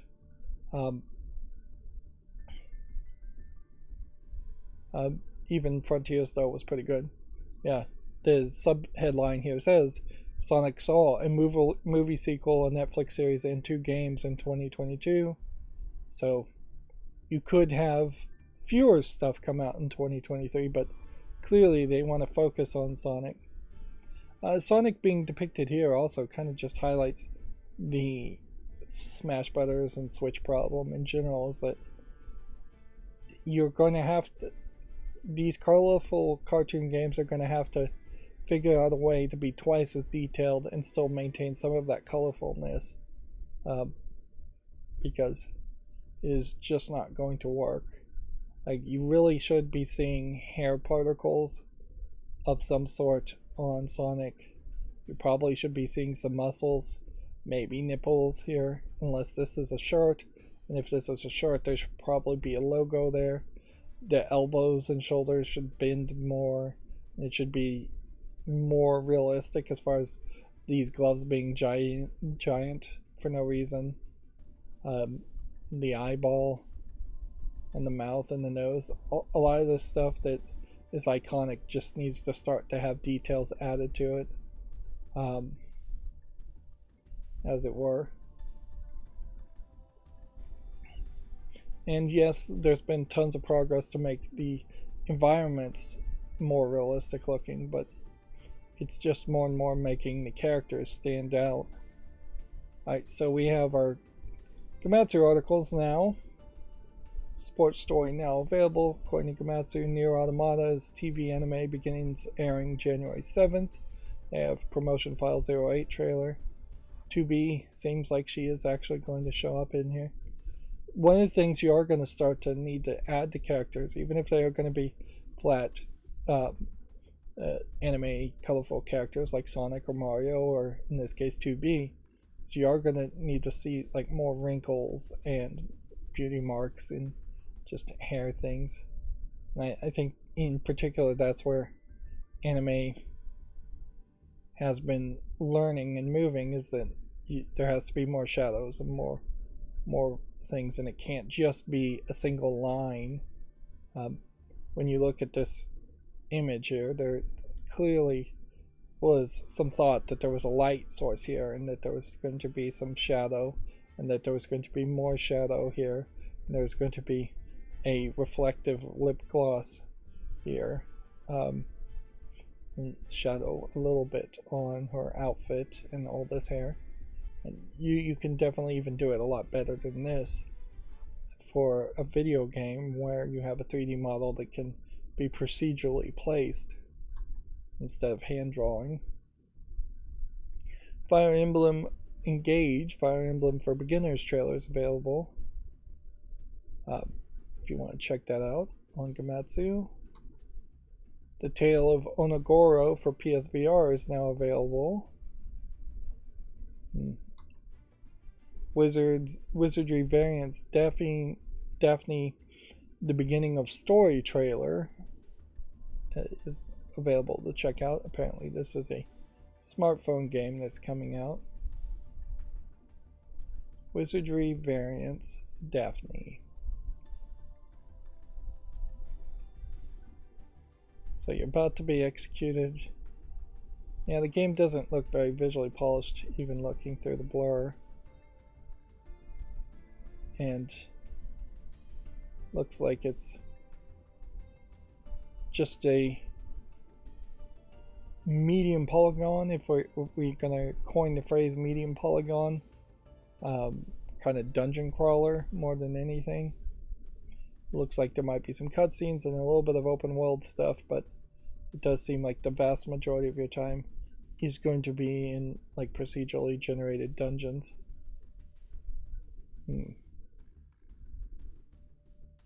Seems like you might have the ability to bring things back to life. It looks a little interesting, but not that interesting. Legend of Heroes Kira no Kisekai 2 Crimson Sin is coming to PC on January 6th in Korean and traditional Chinese. It's currently only available for the PS4 and PS5 in Japan. So we are having a very delayed release here. And if they're making the effort to say Korean and Chinese on PC, that seems like they're working their way away from trying to release a US English version. Almost certainly I would bet there will be an English version, but it must be delayed, or they're probably going to put a little bit more polish and effort into it. I wouldn't be surprised if it is socially acceptable to Korean and Chinese people to do a quick and dirty translation from Japanese to Chinese or Korean languages without, whereas English being a very, very different language that has probably no common ancestor or a very far away common ancestor to Japanese, I bet translating that is a lot more difficult. Disguise 7, Disguise Private Academy, third period, what is an item reincarnation trailer is available if you want to check this out. All these are mostly just announcements for trailers, so announcements for announcements. Bravely Default Brilliant Lights is going to end service on February 28th. This is a smartphone game.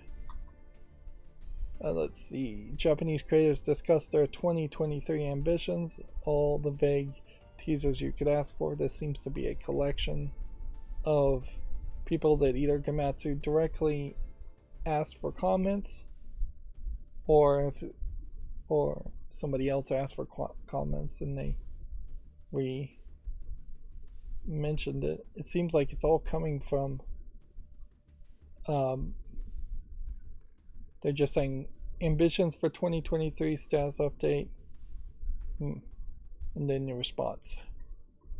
Yep.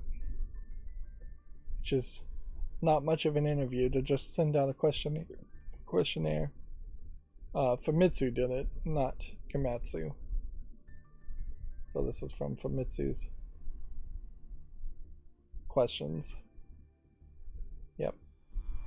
Kind of not useful information when all they're going to say is just a single sentence and not have any pictures or any links to anything.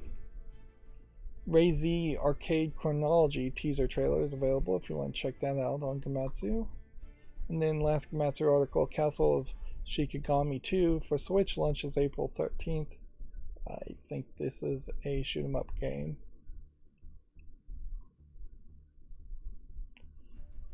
A lot of the images, ever since I've moved to Firefox, do seem to be a little bit blurrier. Maybe this is also an effect of me moving my chair around and my eyesight just being bad. But I don't have anything that would make an image blurrier, unless it's something really, really weird happening to my network. This next game, called Akrivos VIP, is an adult game. They're saying it's a 3D fighting game with half of the characters being naked. I bet there really isn't much of a fighting game mechanic here that's good, and it really does just look like it is an asset flip of 3D models, mostly of the same 3D model with different hair.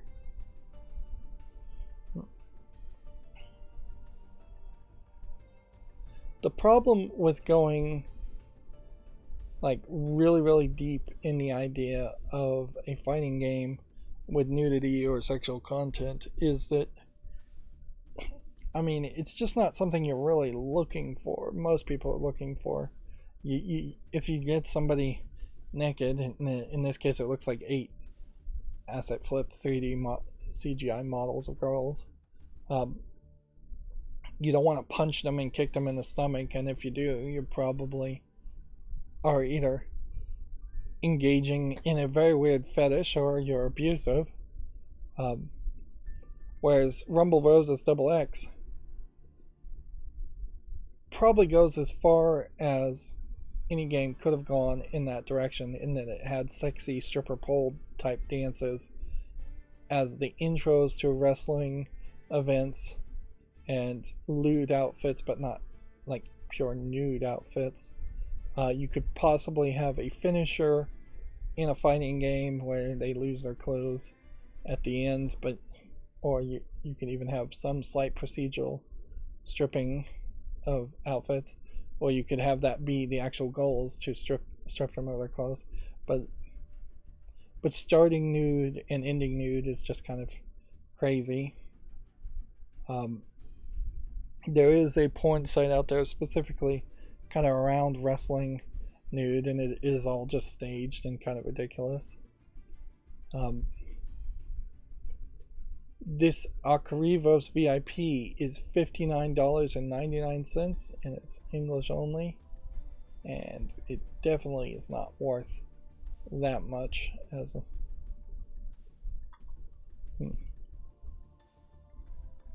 yeah.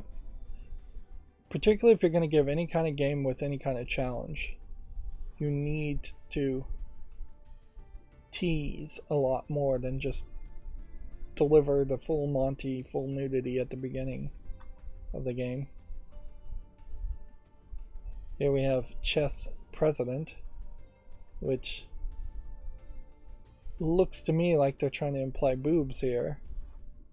I don't see how you don't see boobs here. Like, yes, maybe this is supposed to be the symbol of the king upside down, but then what's the what lines here all about? It looks to me like it is just a chess game, though. And it's 89 cents. It doesn't have any mature content in it, so I don't know why you would imply boobs. Or accidentally imply boobs. With an upside down chess piece icon. That it's never going to be depicted that way. Let's see, is this an adult game? Looks like one of these RPG Maker games that could have adult content in it, but then gets censored to be sold to the general populace on Steam. Regardless, it looks like garbage.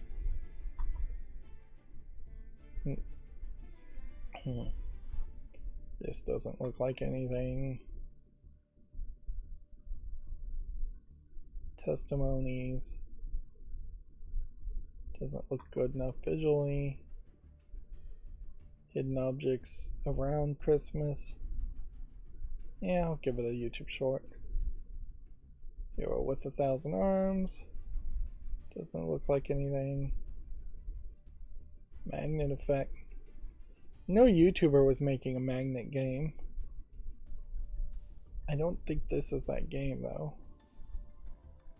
I'll give it a follow and give it a chance. Next we have yet another adult game. So this Wednesday we are back to kind of bundling of adult games coming out on Wednesday, never coming out on Tuesdays or well, even Mondays, or sometimes, most of the time, not even Sundays. The thing I would say here as far as No More Money Season 1 is, while it still probably is asset flips of 3D models, and some of these 3D models kind of feel like they are from I've seen in other games, there is a level of better lighting and polish to it, like a real effort to make these 3D CGI images look interesting. Each screenshot looks interesting. There's multiple girls and the guy. Like one screenshot is showing like a lady topless on lying in bed, and she has her hands actually over her breast, or just casually hiding it, instead of just most screenshots just being here's my breast fully exposed. It is still just a visual novel, but the visuals here are pretty nicely done.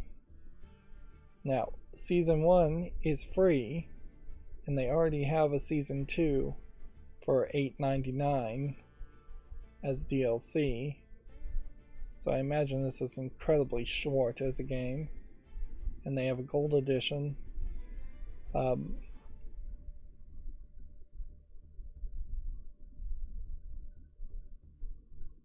Let's see.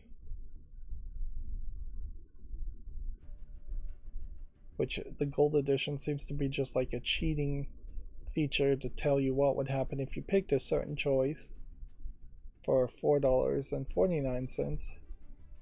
So technically I would say the game is about $13. But it doesn't look terrible. Do I have any reason to put it on the fall list? No, I don't think I really do. The problem with any visual novel game that's pretty much all sex all the time is that it would just be completely, it'd have to be completely censored to the point where I couldn't cover any of it on YouTube. and it really wouldn't have any other gameplay mechanic to criticize or talk about. This looks like garbage. Whereas a visual novel potentially has more of a story to talk about, although arguably even in that case the story is probably pretty garbage. Oops, I did not realize this was an adult game. $13.49, English, Japanese, and Chinese. Snowflower Moon. Like, that's kind of a great example of, it looks like an RPG game first and foremost. It looked like one that might have had some adult content in it that was censored. I wasn't even thinking, though, that it would be uncensored. Although that is ideally what we want to see on Steam more and more, is uncensored. This is also an adult game. We want uncensored games on the adult storefront that are high quality, whereas this game is definitely not high quality. It looks absolutely like garbage for $29.99.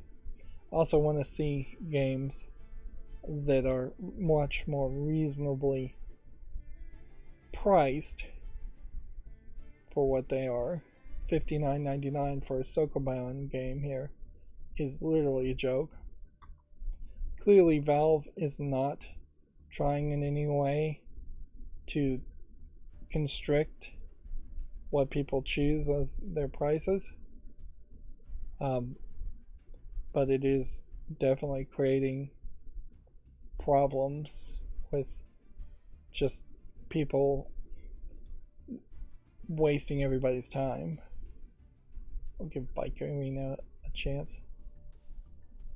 So at the end of the day, this is a YouTube short. This is not a YouTube short. I'm not gonna make a YouTube short around that. This is a YouTube short, and this is not a YouTube short either, because it just doesn't visually look good. So I have two YouTube shorts from that tab. Now, how did I get to that window? I don't know, because now I'm back to my main window. This is fall list cleanup stuff. We have a visual novel psychological horror called At Eve's Wake. It's 94% positive.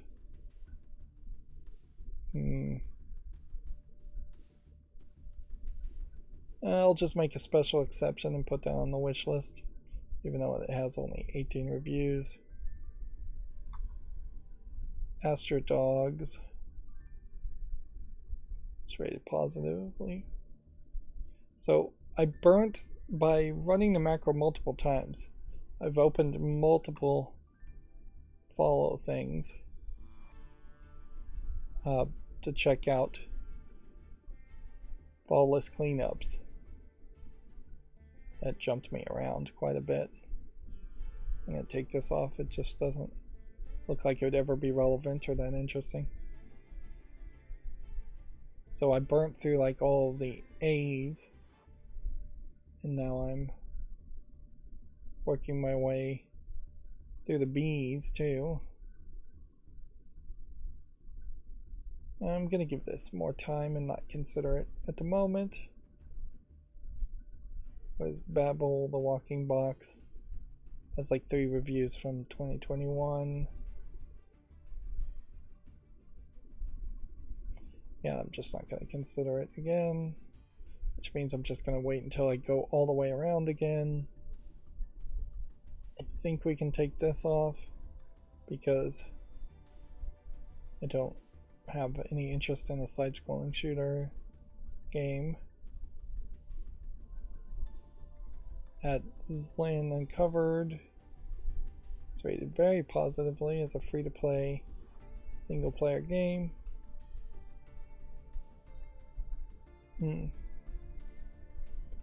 Doesn't have any microtransactions in it either, so it's just straight up a free game. So yeah, I'll put that on the wish list, although arguably I should just put it in my cart Yeah. Instead of putting it on the wish list. Because it makes more sense to. I don't know why I hid that. It makes a lot more sense to just add it to your library than it does to even put it on the wish list. Ayo the Clown looks good enough to be wish listed. I am running into a slight problem where the I don't want Access Football 2023. No, I don't think I do. Simulation style football game. At a certain point, if I'm going to do simulation style football games, why don't I just buy EA's football game? NFL, whatever. Madden, I guess is what it's called. And run the simulation mode that I assume is inside of Madden.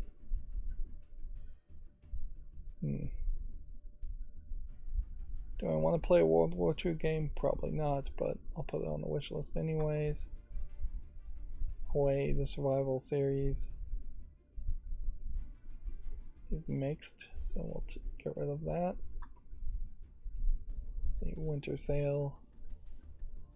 Does that mean that was a link to something that's been removed from the storefront? Probably. This is mixed, so we'll get rid of that. But yeah, I'm increasingly... Is this an adult game? Because you have like this barbed wire scarred back, and then you have the shirtless foreground. Guess not. Let's see. Mostly positive, I guess, means put it on the wish list. Although I don't know how many more of these card games I really want to play. On top of playing Yu-Gi-Oh! Master Duel. Animal RPG, Troga Dog. Yeah. Yeah, increasingly I am adding free games to the wish list, which just gets in the way when I'm shopping and looking at the wish list and sorting by the lowest price. Because there's either, if it's on the wish list and it's free, it indicates to me that there's something else going on there, and I'm not sure if that's really the case half the time. This is an interesting looking graphics game. Looks very much like it is maybe inspired by something like Doom or Dead Space. This one in particular. So yeah, I'll put that on the wish list. It's a horror visual novel, which you just don't see a lot of that. Babysitter Simulator. This is probably a game that's too young at this point, but I'll give it some more time. Right.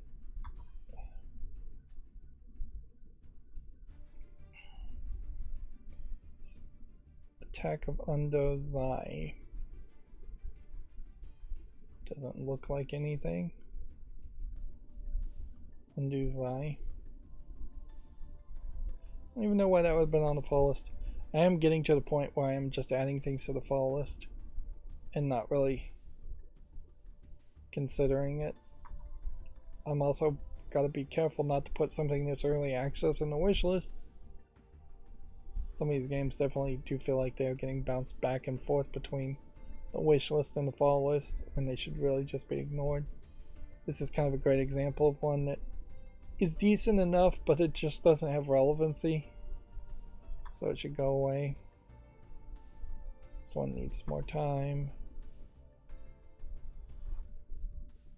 I don't even know why this would have come up.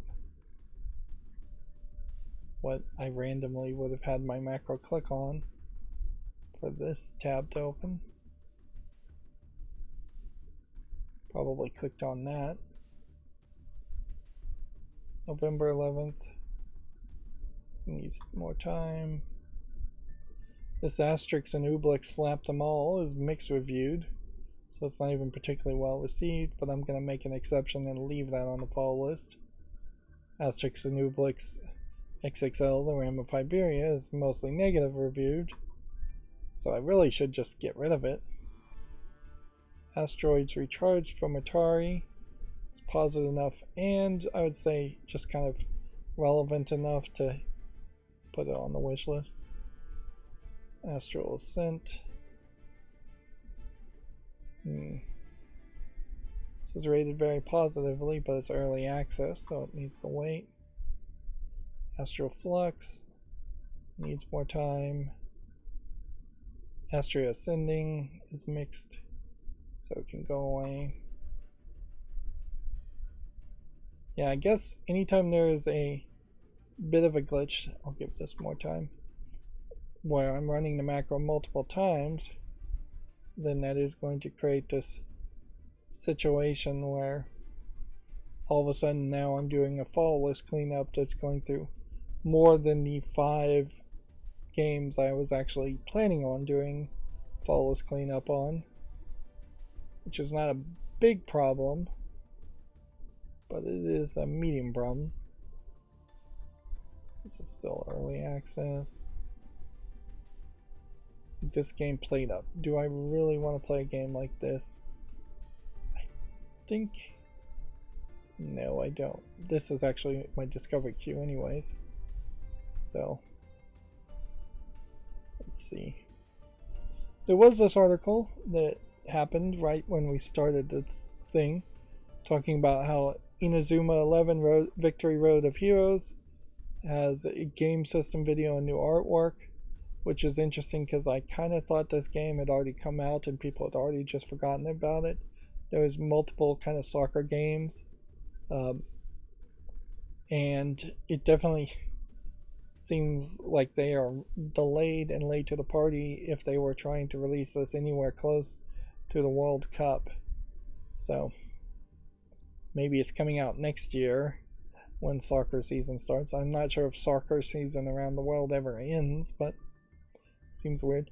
Inazuma 11 in particular is this weird, more anime story than it is solely a soccer game, so you kind of have to be into the anime story too, and the soccer game. And honestly, I'd probably be more interested in the anime story than the soccer game element. And then I uninstalled an extension, and they want to know why I uninstalled an extension. I don't know why Hades 1 is open. Certainly is a thing to think about, potentially paying $12.49 to get Hades 1. Although, in all fairness, if I'm going to play anything, I should probably finish playing Binding of Isaac and its next expansion that I haven't covered. It's probably a little too late at this point to play Hades 1 in anticipation of Hades 2. You just wouldn't play enough of Hades 1 at that point. One thing you can see, though, is that it seems like almost every character in this game is different from the characters in Hades 2. Yeah. If there is any overlap at all, I'm not really seeing it. Days Gone, jeez. What is going on? Why would I have Days Gone open? We were talking about Days Gone a couple weeks ago. Maybe somehow something weird just happened there. This game Ground Meat came out December 24th. Were these things I was potentially going to make a YouTube short on? That might be the case. I think that went from 2 user reviews to 1. Yeah, I think these are all YouTube shorts. Potentially. It just highlights that there really isn't that many YouTube shorts. This is... Which I guess that maybe means that I've accidentally closed some things or taken things off the file list that were supposed to be YouTube Shorts. But yeah, I'm not really too upset around that either. August 4th. Okay. This is its own separate thing. Alright, well, at 2 hours and 23 minutes, I think that's it. So, yeah, we still are very much in a situation where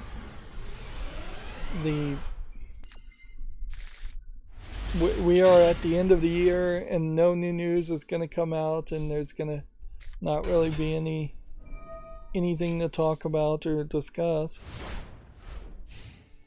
And just like that, Firefox crashed.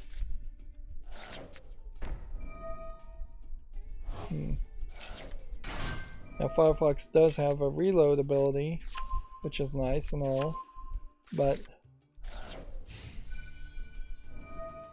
that certainly sucks that it can crash, and does seem to crash more often than Chrome does. Here's the Mortal Shell game, available free now until December 29th, 10 a.m. And then let me just,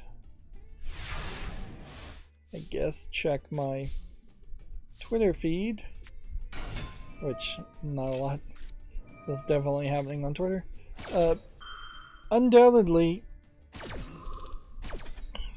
we haven't heard, I personally have not heard any major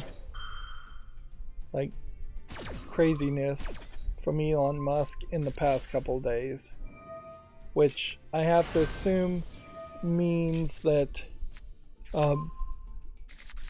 that he's decided to go quiet, probably to save Twitter at some level, based on the other investors telling him to go quiet or they're going to fire him.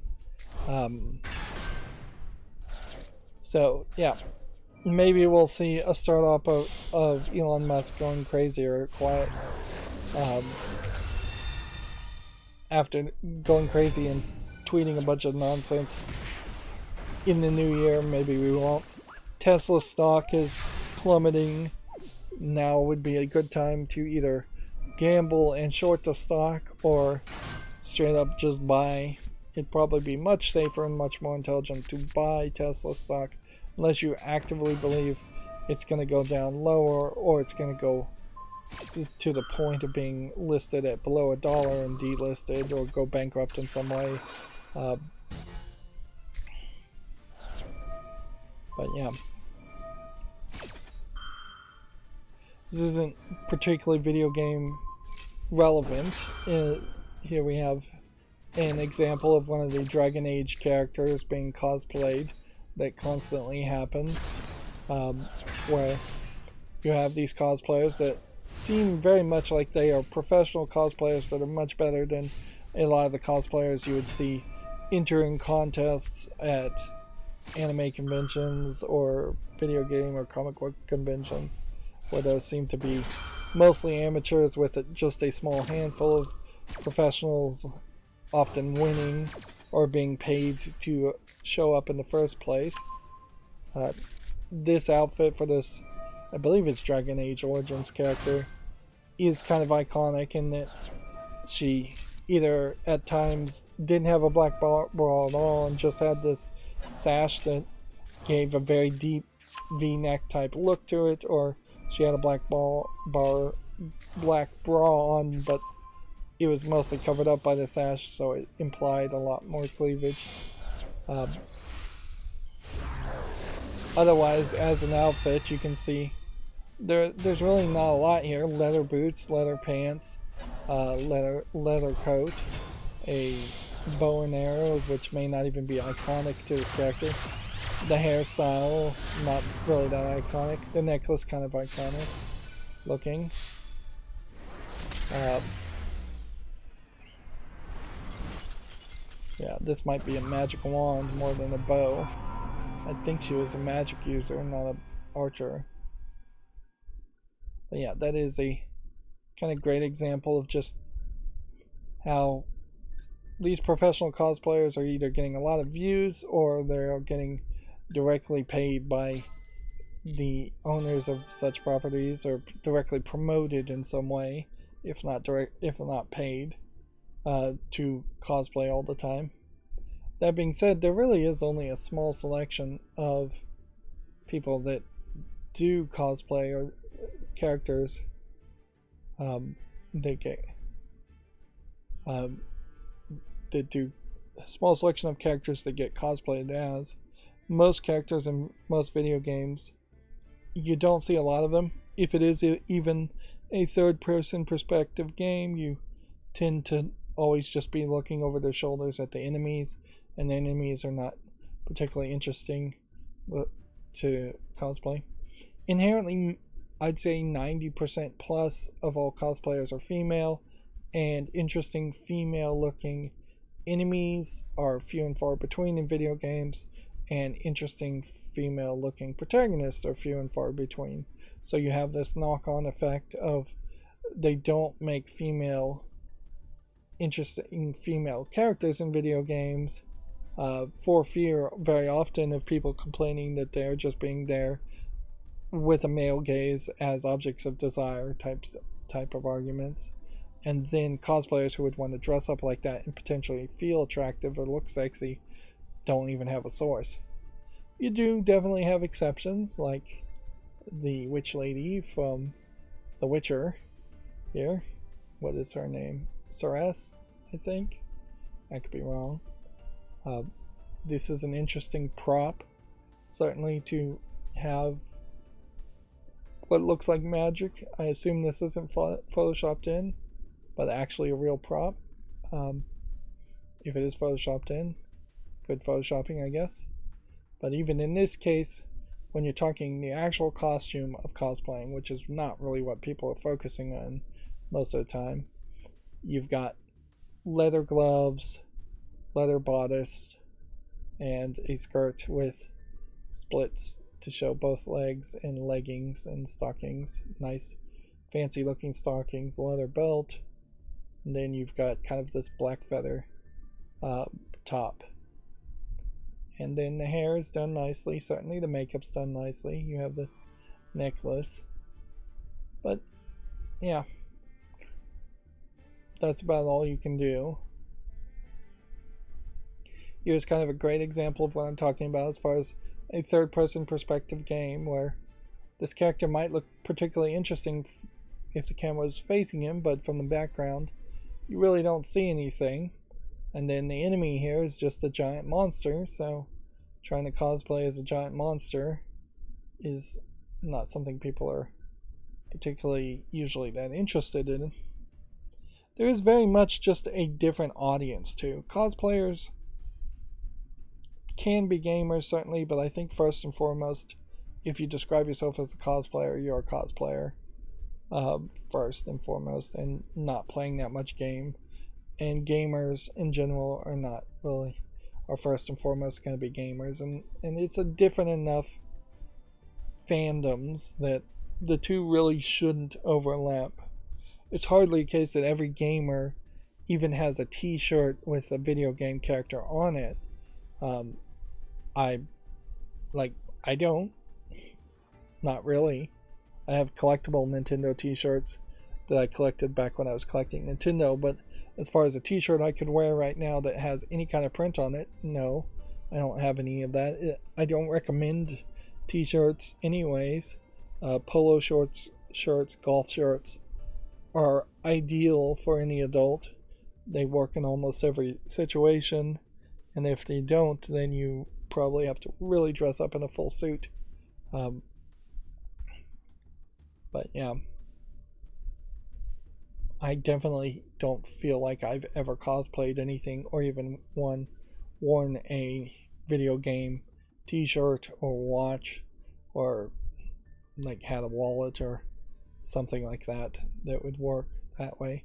And that all feels very much like little kids wearing Marvel t-shirts of like Spider-Man, things like that. It feels very kiddie, and that's not what cosplaying is, certainly anyways. Cosplaying is putting a lot of effort and a lot of time to be a seamstress, to be a costume creator, to do something that's very unique and different from playing video games. It's much more of a non-handholdy creative venture to create a costume and cosplay. And if anything, it makes a lot more sense in my mind that you would cosplay anime characters, since anime already has like static images of characters in the first place, and it's all about the visuals and only about the visuals. It doesn't need to be concerned about like gameplay mechanics or camera angles or anything like that.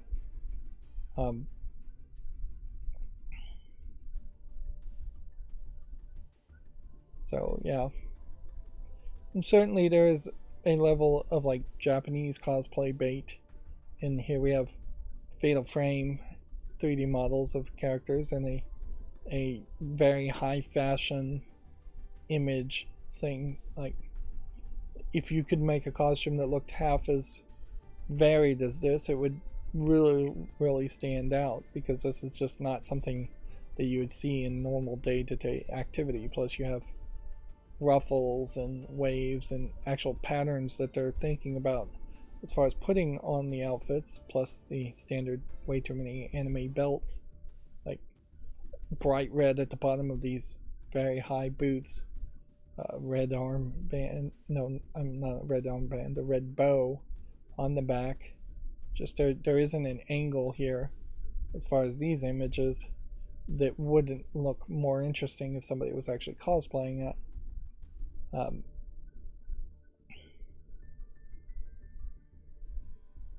So yeah, in a lot of ways I do feel like cosplaying is probably 90% fetish, sexual fetish, like bedroom cosplaying, more than something that should be done in public. It can be done in public in the same way that fashion shows can be done in public, but it's just not going to be a very highly attended event if it is, because it's just not something people outside of a small niche of fans of cosplay are going to be interested in. I do think all video games, Western and Japanese games, probably should go for cosplay bait, and should go for something iconic visually that people would want to recreate and promote your product with. Here's a great example of season 2 of Stranger Things, where they tried to make 11 look drastically different from being the bald psychic girl in the first season, and instead giving her this long flowing hair with black eyeliner and black coat, and trying to make her feel very New York punk badass. But it didn't really work well with the character, and season 2 was not well received. 11 in particular has gotten, the actress playing 11 has gotten a kind of raw deal, in that she's been locked into being the type of character we saw in the first season and having only minimal growth, where the other characters feel like they've been allowed to have more growth. Also, they have her play, the actress plays Enola Holmes for Enola Holmes 1 and 2, which created, from what I hear, times at which she was just not available to be in Stranger Things also. So I feel like in Enola Holmes 1 and 2, she plays a much more interesting character, and is given the opportunity to act in a much wider way. Here we have a A2 Nier Automata cosplay thing, which is definitely a lewd outfit, certainly. And so that's a great example of something that probably would not be allowed at most cosplay events. Is that, as far as that's just too extreme.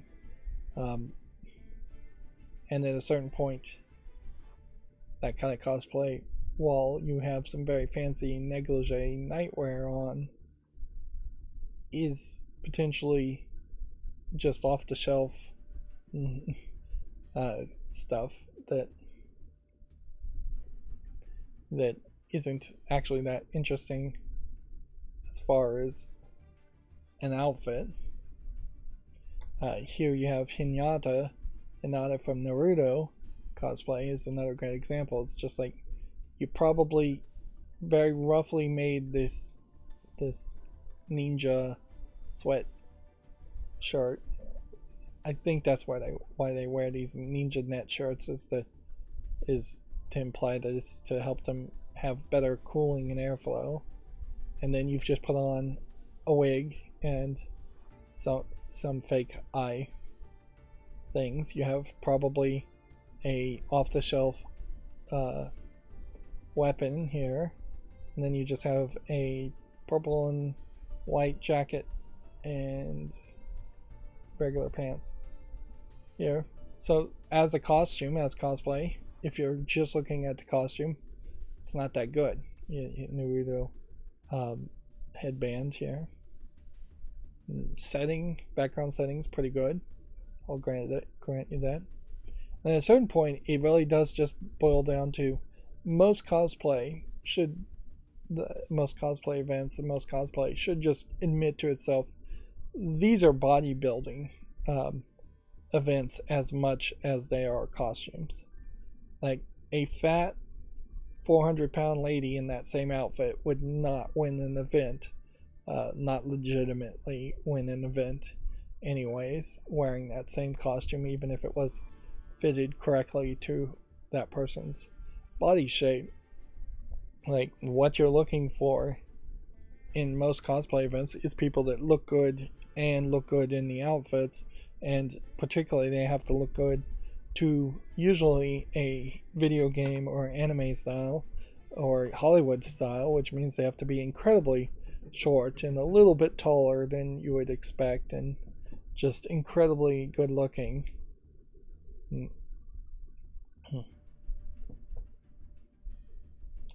So yeah, I've gone into a big rant about cosplay because that's the only thing that's showing up in my Twitter feed. No, it's not literally the only thing, but it is the vast majority of stuff showing up in my Twitter feed over this time period. Alright, well, that's going to be it for this stream. We'll stream again on Friday. There probably won't be anything that big or new to say even on Friday.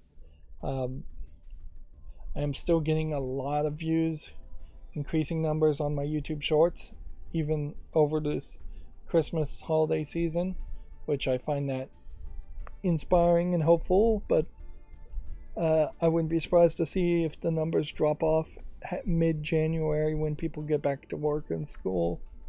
But yeah, I'm happy to see the numbers going up.